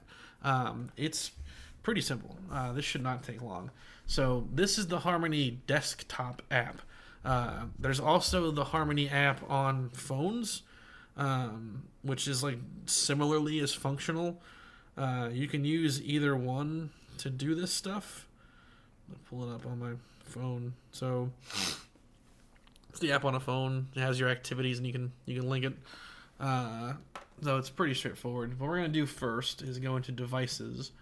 These are all the devices that are paired to my Harmony system. A couple of game consoles like the Xbox One and the PS4. Got my receiver for my home theater system. My VCR player from earlier is in here. My Roku device, etc. We're going to add RetroTINK. So it wants to add things that are already kind of part of its database, but we could custom add things if they weren't already in there. So what I'm going to do is type in, here's the cool thing, RetroTINK is already in there. It's already been added to the database. It wants the model number. I was tempted to type in RT5X Pro or something like that. Looking at the back of the actual 5X Pro, the model number is simply 5X Pro. No, Pro. That's on the back of it. So we will add. Okay, it took it. If it didn't like it, it would have said like, "Are you sure?" And then what you can do is you could tell it like, "Yeah, I'm positive," and you can basically force it into going into a custom programming situation where you would then have to customize, like you'd have to teach it all the commands, which we're gonna do in a second. So there we go. All right, so it thinks Harmony has categorized the RetroTINK 5X Pro as some kind of switch. So let's change its name to just rename. Get rid of the AV switch part and just call it 5X Pro. Okay. Let's see what commands it has.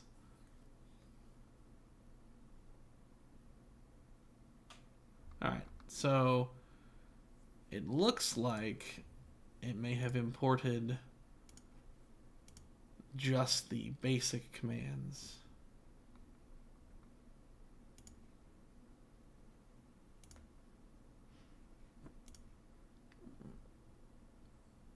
Yeah, so it looks like what it did here is it basically grabbed onto all the buttons that are on the standard little remote that it comes with, not the premium remote. So we're going to have to teach it these commands.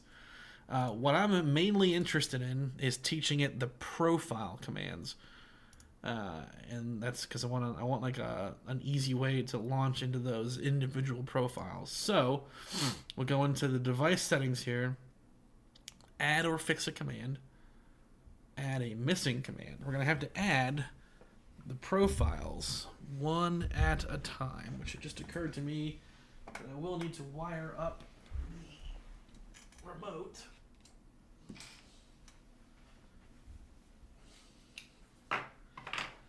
Keep all these cables on standby.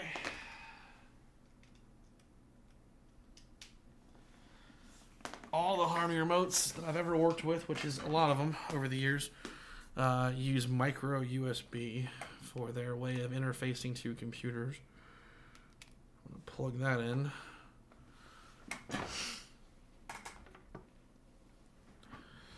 Okay, so profile 1.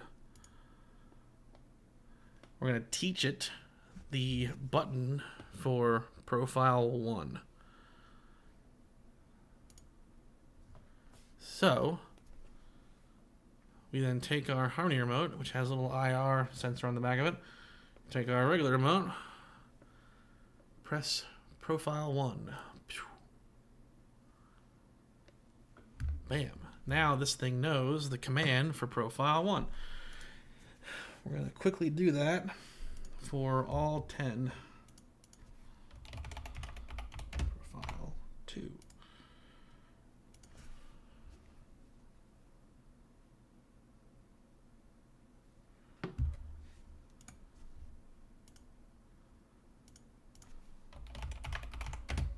Profile 3.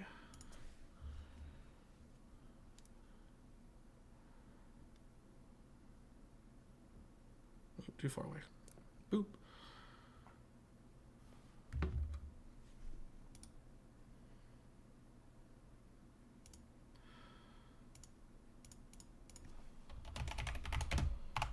Profile 4.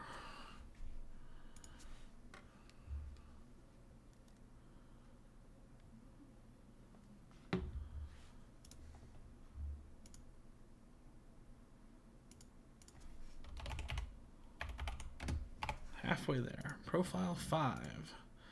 I did this for the CARBY at one point in the past, and like CARBY does not exist in Harmony's database, so I had to like from scratch like this give it all the commands that CARBY has on its remote, which is not a lot, but you know, definitely took a bit of time.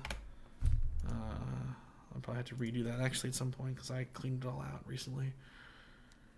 Profile 6.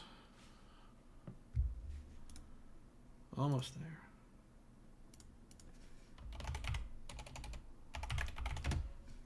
Profile 7.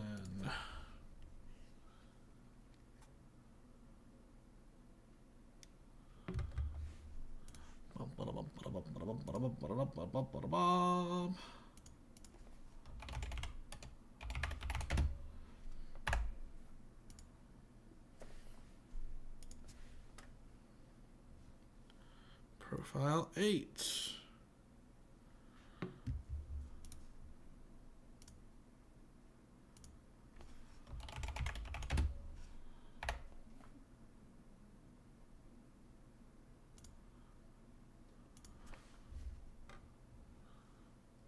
Profile 9. One more.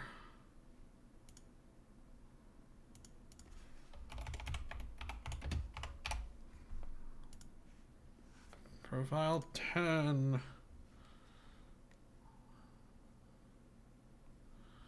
Okay. So now, all 10 of them are in there. So here's the objective. We go into activities. Activities are like macros. Like a bunch of stuff will happen with one button press. So you can see here I've got like play Xbox. It would turn on my TV, my sound system, my Xbox One, go. Watch a movie. Turns on the TV, the sound system, the Blu-ray player, go. Straightforward. So we're gonna create that, but for these profiles. So we're gonna add an activity. This will be, they're all gonna be custom.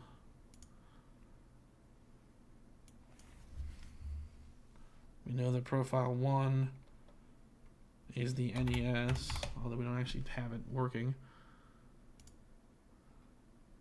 All right, it's going to ask us like, hey, what devices do you want to be interacting with this? Well, we just want the 5X Pro and my HDMI switch that it runs through.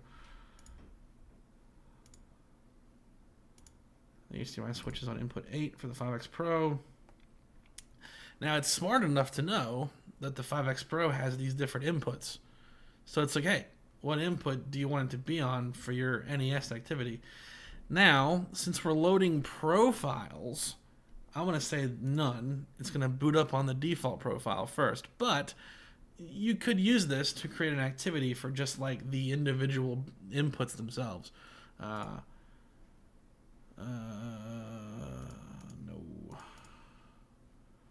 Okay. So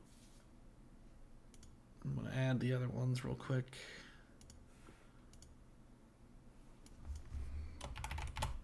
SNES.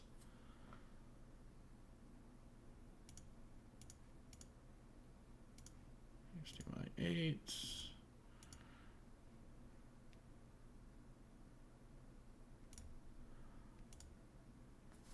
All right. Now all of these are looking like they're the same thing. It's because we're gonna add a step to each one after they're all initially programmed. And 64.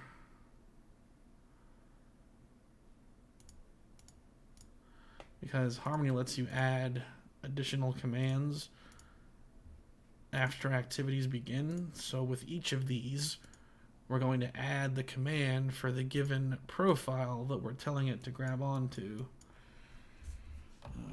PS1 320.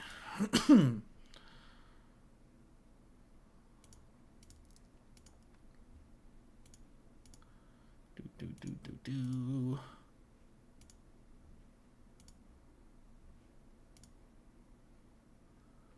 This is a lot faster on the PC version, just as a aside. You can do all of this on the app, but it is like brutal pacing wise. Someone called Harmony. Oh yeah, my friend Harmony. That does sound like an internet handle, like totally. This is Harmony. They make blankets. I don't know what someone. Harmony reads poetry, I guess. Gaming themed poetry. That's what that sounds like. No, I had a request from a viewer a few weeks ago to show this process off. I thought that if I was gonna have to update the profiles, anyway. It kind of made sense to do it and do this at the same time. I've played around with this before, but where are we now? PS1, PS2, Genesis. I think now I can make it work the way it needs to work. I ran some additional IR cables a few days ago, just to be certain the control would work fine, which it's working good today, as evidenced by pausing and unpausing the VHS player earlier. Almost done. 3 more. That was Wii USB Loader. I should have prepared some in advance. You can upload these. You can upload pictures, and that's where like the symbols you saw for like Xbox and PS4 were from. You just Google a picture and you can upload it. Adds a little bit of style. Not necessary, but better than these generic symbols like that, like Elgato and 360. Like I uploaded those to give it some style. Definitely looks better on a tablet if you have that.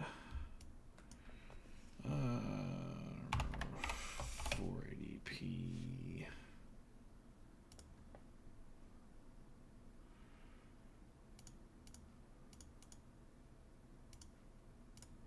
So all of this stuff is 5X Pro centric. That's why I'm choosing the same input for the AV switch here. If I was going to do like a profile here or a command for, say, CARBY, it wouldn't be input 8, it'd be input 6. Or if it was the RetroTINK 4K, that one's input is going to be HDMI input 1, etc., etc. But all these are 5X Pro, so it's the same. And then VHS.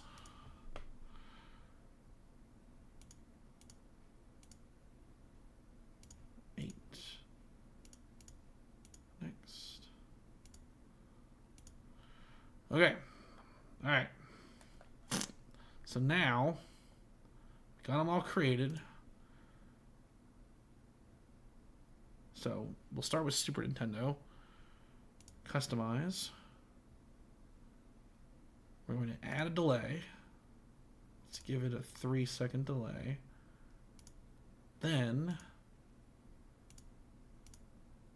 command profile 2. So what should happen is when we run this command, everything will turn on, 3 seconds will pass, and then that kind of gives everything a chance to be on and be talking, and then we'll tell it to switch to profile 2. And we'll pray to all of the figures that works as intended. No! Authentication error. Shush. Oh my gosh. Alright. Hold on. Just gotta send it in again.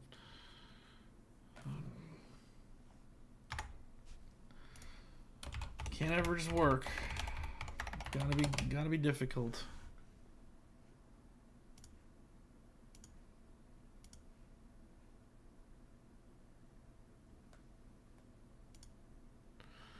I know, man. Yeah. You can see here on the login screen, I've got 3 different remotes. All of these remotes use Harmony hubs, which are internet enabled. The more basic Harmony remotes, which are probably better for what we're doing here, they just point and shoot. It's a little more complicated to have the smart one for this purpose, because obviously devices like the RetroTINK are not internet enabled devices. So it requires a little bit of extra running IR cables and whatnot. Alright, did it save all that? It did. Okay. So let's test that. So we're going to sync everything we just did. We'll now save and we'll upload to the remote. And then we can test it. And then I'm sure it's just going to burst into flames instead of working properly. I'm going to get the Super Nintendo prepped, have that be on.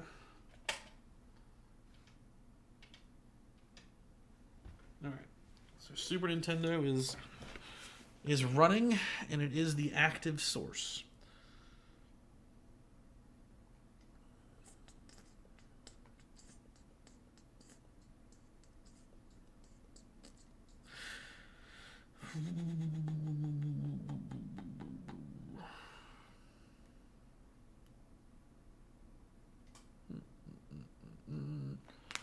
The hub itself, the Harmony hub itself, will throw out IR signals like in like a big 180-degree bubble. Plus, it'll use the internet to talk to certain devices. So, like my TV, it can use the home internet to talk to. Same for like Roku's.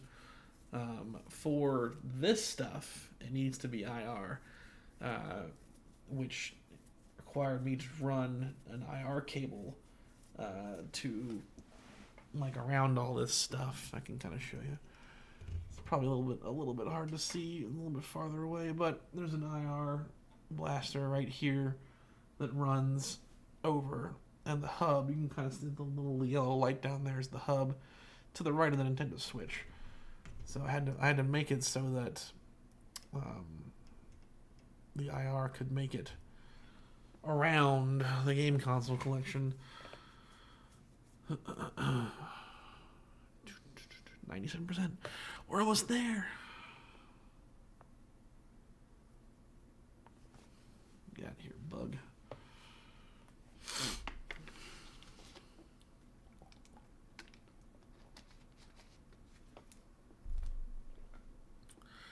All right.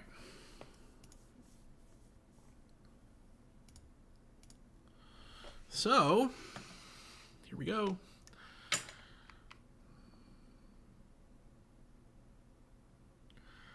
On the remote,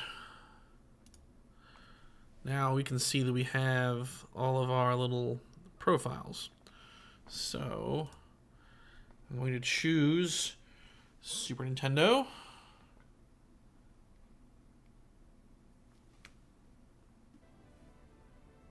Oh! Oh! There we go. You saw it happen. You saw it change. It turned on, and then, boom! Profile 2 turned on. All right. Let's go back to here real quick and see if we can do have it switch now. So N64.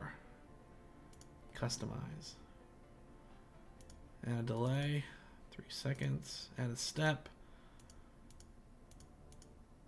Profile 3. Okay. Now we don't actually have to plug in the remote to sync it. This is all over the internet, obviously. So if I just go into the remote's own settings and tell it to sync. Checking. It'll check software and then it can sync up. You're like, I was here when it happened. It did happen. I witnessed it. All right, I'm going to sync up the remote. It'll grab onto this new N64 profile. I'll turn on the N64 so that we're ready for the magic moment. So here's the N64. So what we're waiting for is the profile to change. Nothing should turn off because we're switching profiles as opposed to just on-off. It's at 42%. We'll do the PS1 ones, and then that'll probably be the end of it. So far, so good. So, oh, actually, we'll do PS1. We'll do that one a very special way. We're gonna do that one a really dumb way. All right. I'm hoping it'll work. I'm gonna program something really goofy right now while this updates. This will be a surprise.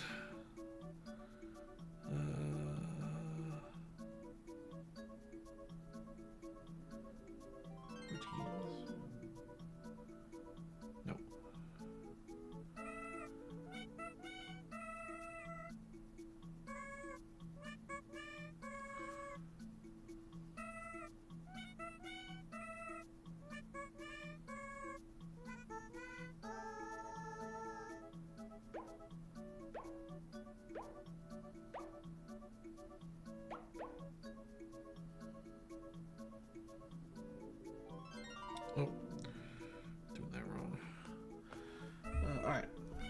successful. So if I hit N64, all that should happen is this will change profiles. Ideally, we'll see. Starting. Oh! There it goes. It did it. All right. We can double check by hitting the button. If it's on N64, which it is. A boom. All right. All right. Okay, so now. Okay, Alexa. This one's really goofy.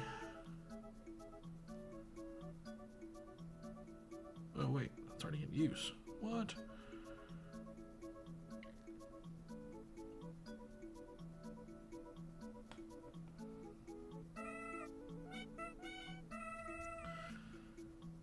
Smart home. Alright, she's looking. So let's program. PS1. That's how you do it there. So I'm going to do one last really silly thing for this, but that's the basics. While I'm waiting on this thing to finish, what I will also show is you can customize what actually appears on the remote, which a lot of people like that. So for these game ones, that's what this is all about here. So I could put in like different commands. So if I wanted to have sort of like how this remote works, how it has all these commands on it, I could teach everything to Harmony and then grab onto them and then decide what I want to put like right here on the screen. So like I can put the profile itself there. I have no idea what home or option does. We've got the I guess home. I have to find out for sure, but home might be like the menu popping up. We'd have to see what these all do. Actually, yeah, let me put that back on there. So we got exit, OSD, and then home. I have no idea what home is. Let's find out what home is.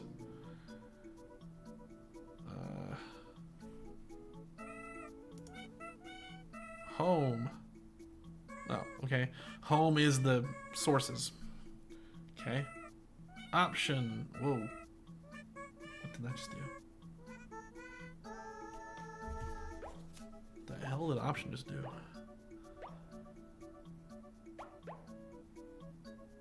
Weird. I have no idea what options did. It didn't change.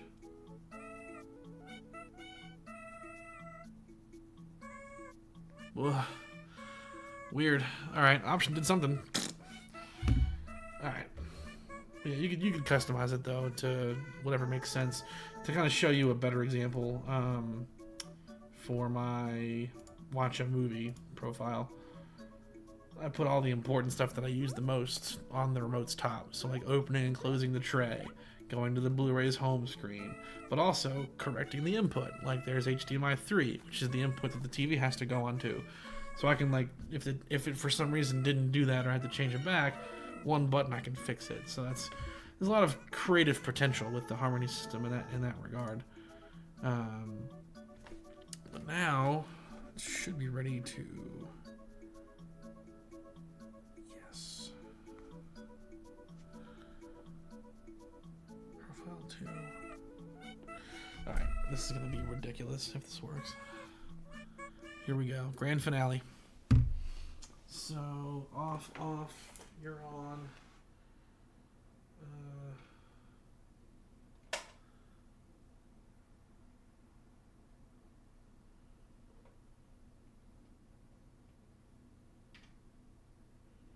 Super Nintendo. Off. Alright. You can link Harmony to voice assistants, Google Assistant and Alexa. I have Alexa here at my house, so the final test is if I can make this work via voice commands. I just programmed it to do it with the Super Nintendo profile. I'm going to let my Alexa boot up. I've had it unplugged.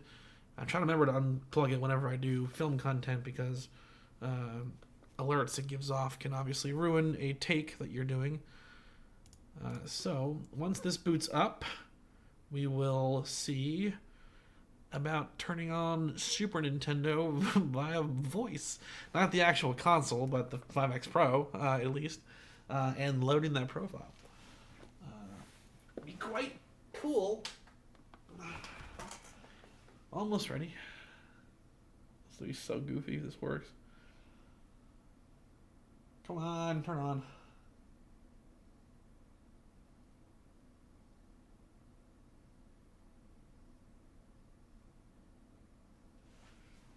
Boop, boop, boop, boop, boop. It's almost there.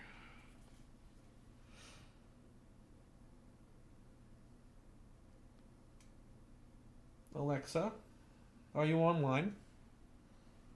Yes. Looks like this device is connected to the internet at the moment. All right. If you are having connection Hey. issues, Alexa, stop. take a look to understand. Too much. Goodbye. Here we go. If this works, we'll get the Super Nintendo on screen, and then it will bounce into profile for Super Nintendo. Alexa, profile 2.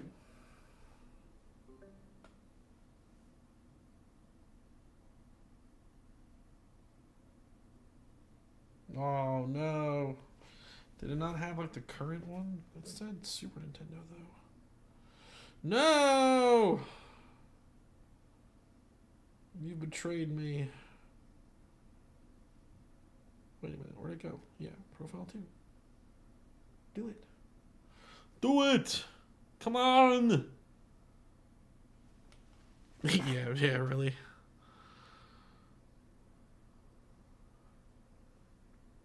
Okay, I don't know why it's not working. Unless she doesn't have the current one, maybe. Alexa, discover. Starting discovery. This will take a few moments. Power on your new devices now, and if needed, put them in pairing mode. Because maybe it doesn't have... I've tried this before in the past, so what it might be doing is it might be grabbing onto the old scenes that don't exist anymore from Harmony. So let's see if it'll find them.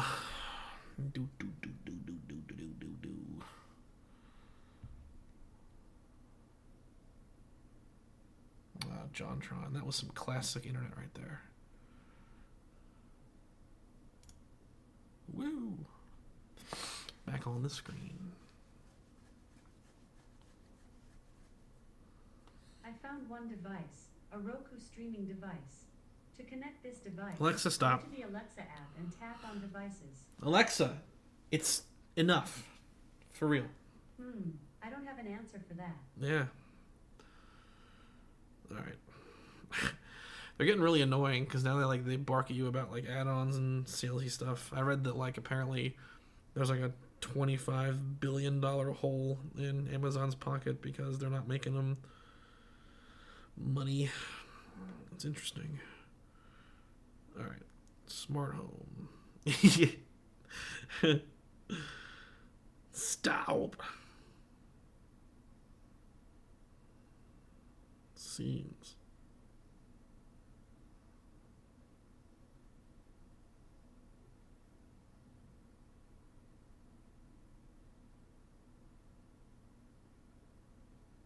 Yeah, it's SNES. That's all it could be.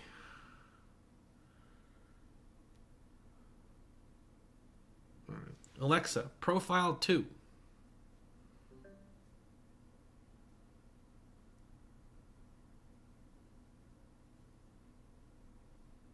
All right. I don't know why.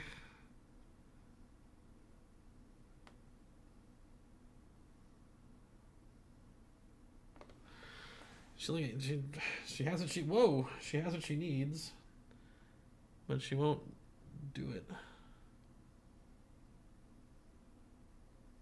Just happened.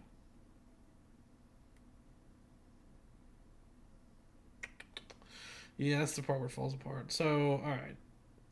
from the remote itself, we got good results, but kind of as expected here, the Alexa part of it ain't so good. Alexa, Profile 2.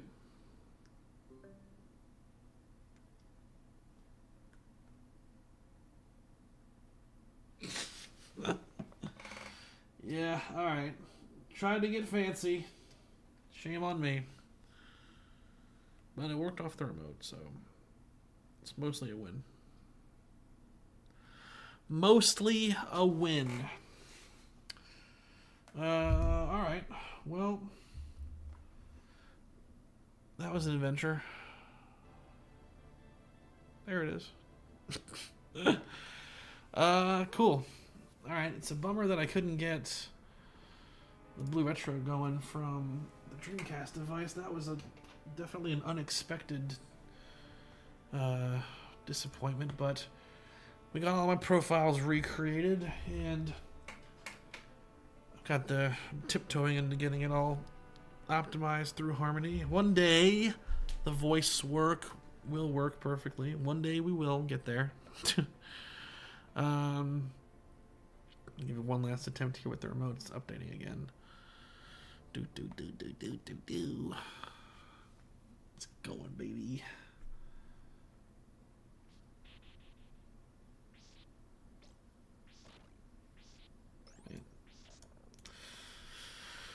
This stream set a record for me for the channel. I've never done a stream about like this stuff before, so I figured it would probably attract more attention. But we hit at peak 27 views. Thank you so much to everyone who tuned in, and thank you especially to Niall and Passix for being here along with me for the ride. I really appreciate the company. Streaming is it feels so drastically different when you know you have someone there versus when you know you don't. It's funny that I have to get used to having company, because when I first started the channel, I did a bunch of Let's Play type content off of the internet. So I kind of had to get like used to being alone with that. But it feels so different when you have someone with you. It's really interesting. Okay, so this is in here. If I turn it off, it turns off. Okay, it's off. Alexa, Profile 2.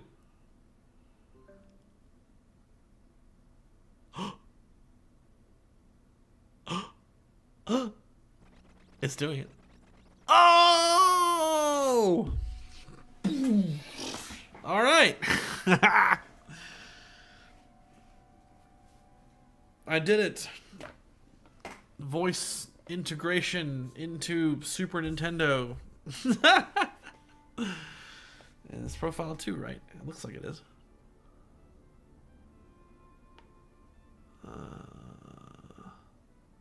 Yeah. We did it. We did it.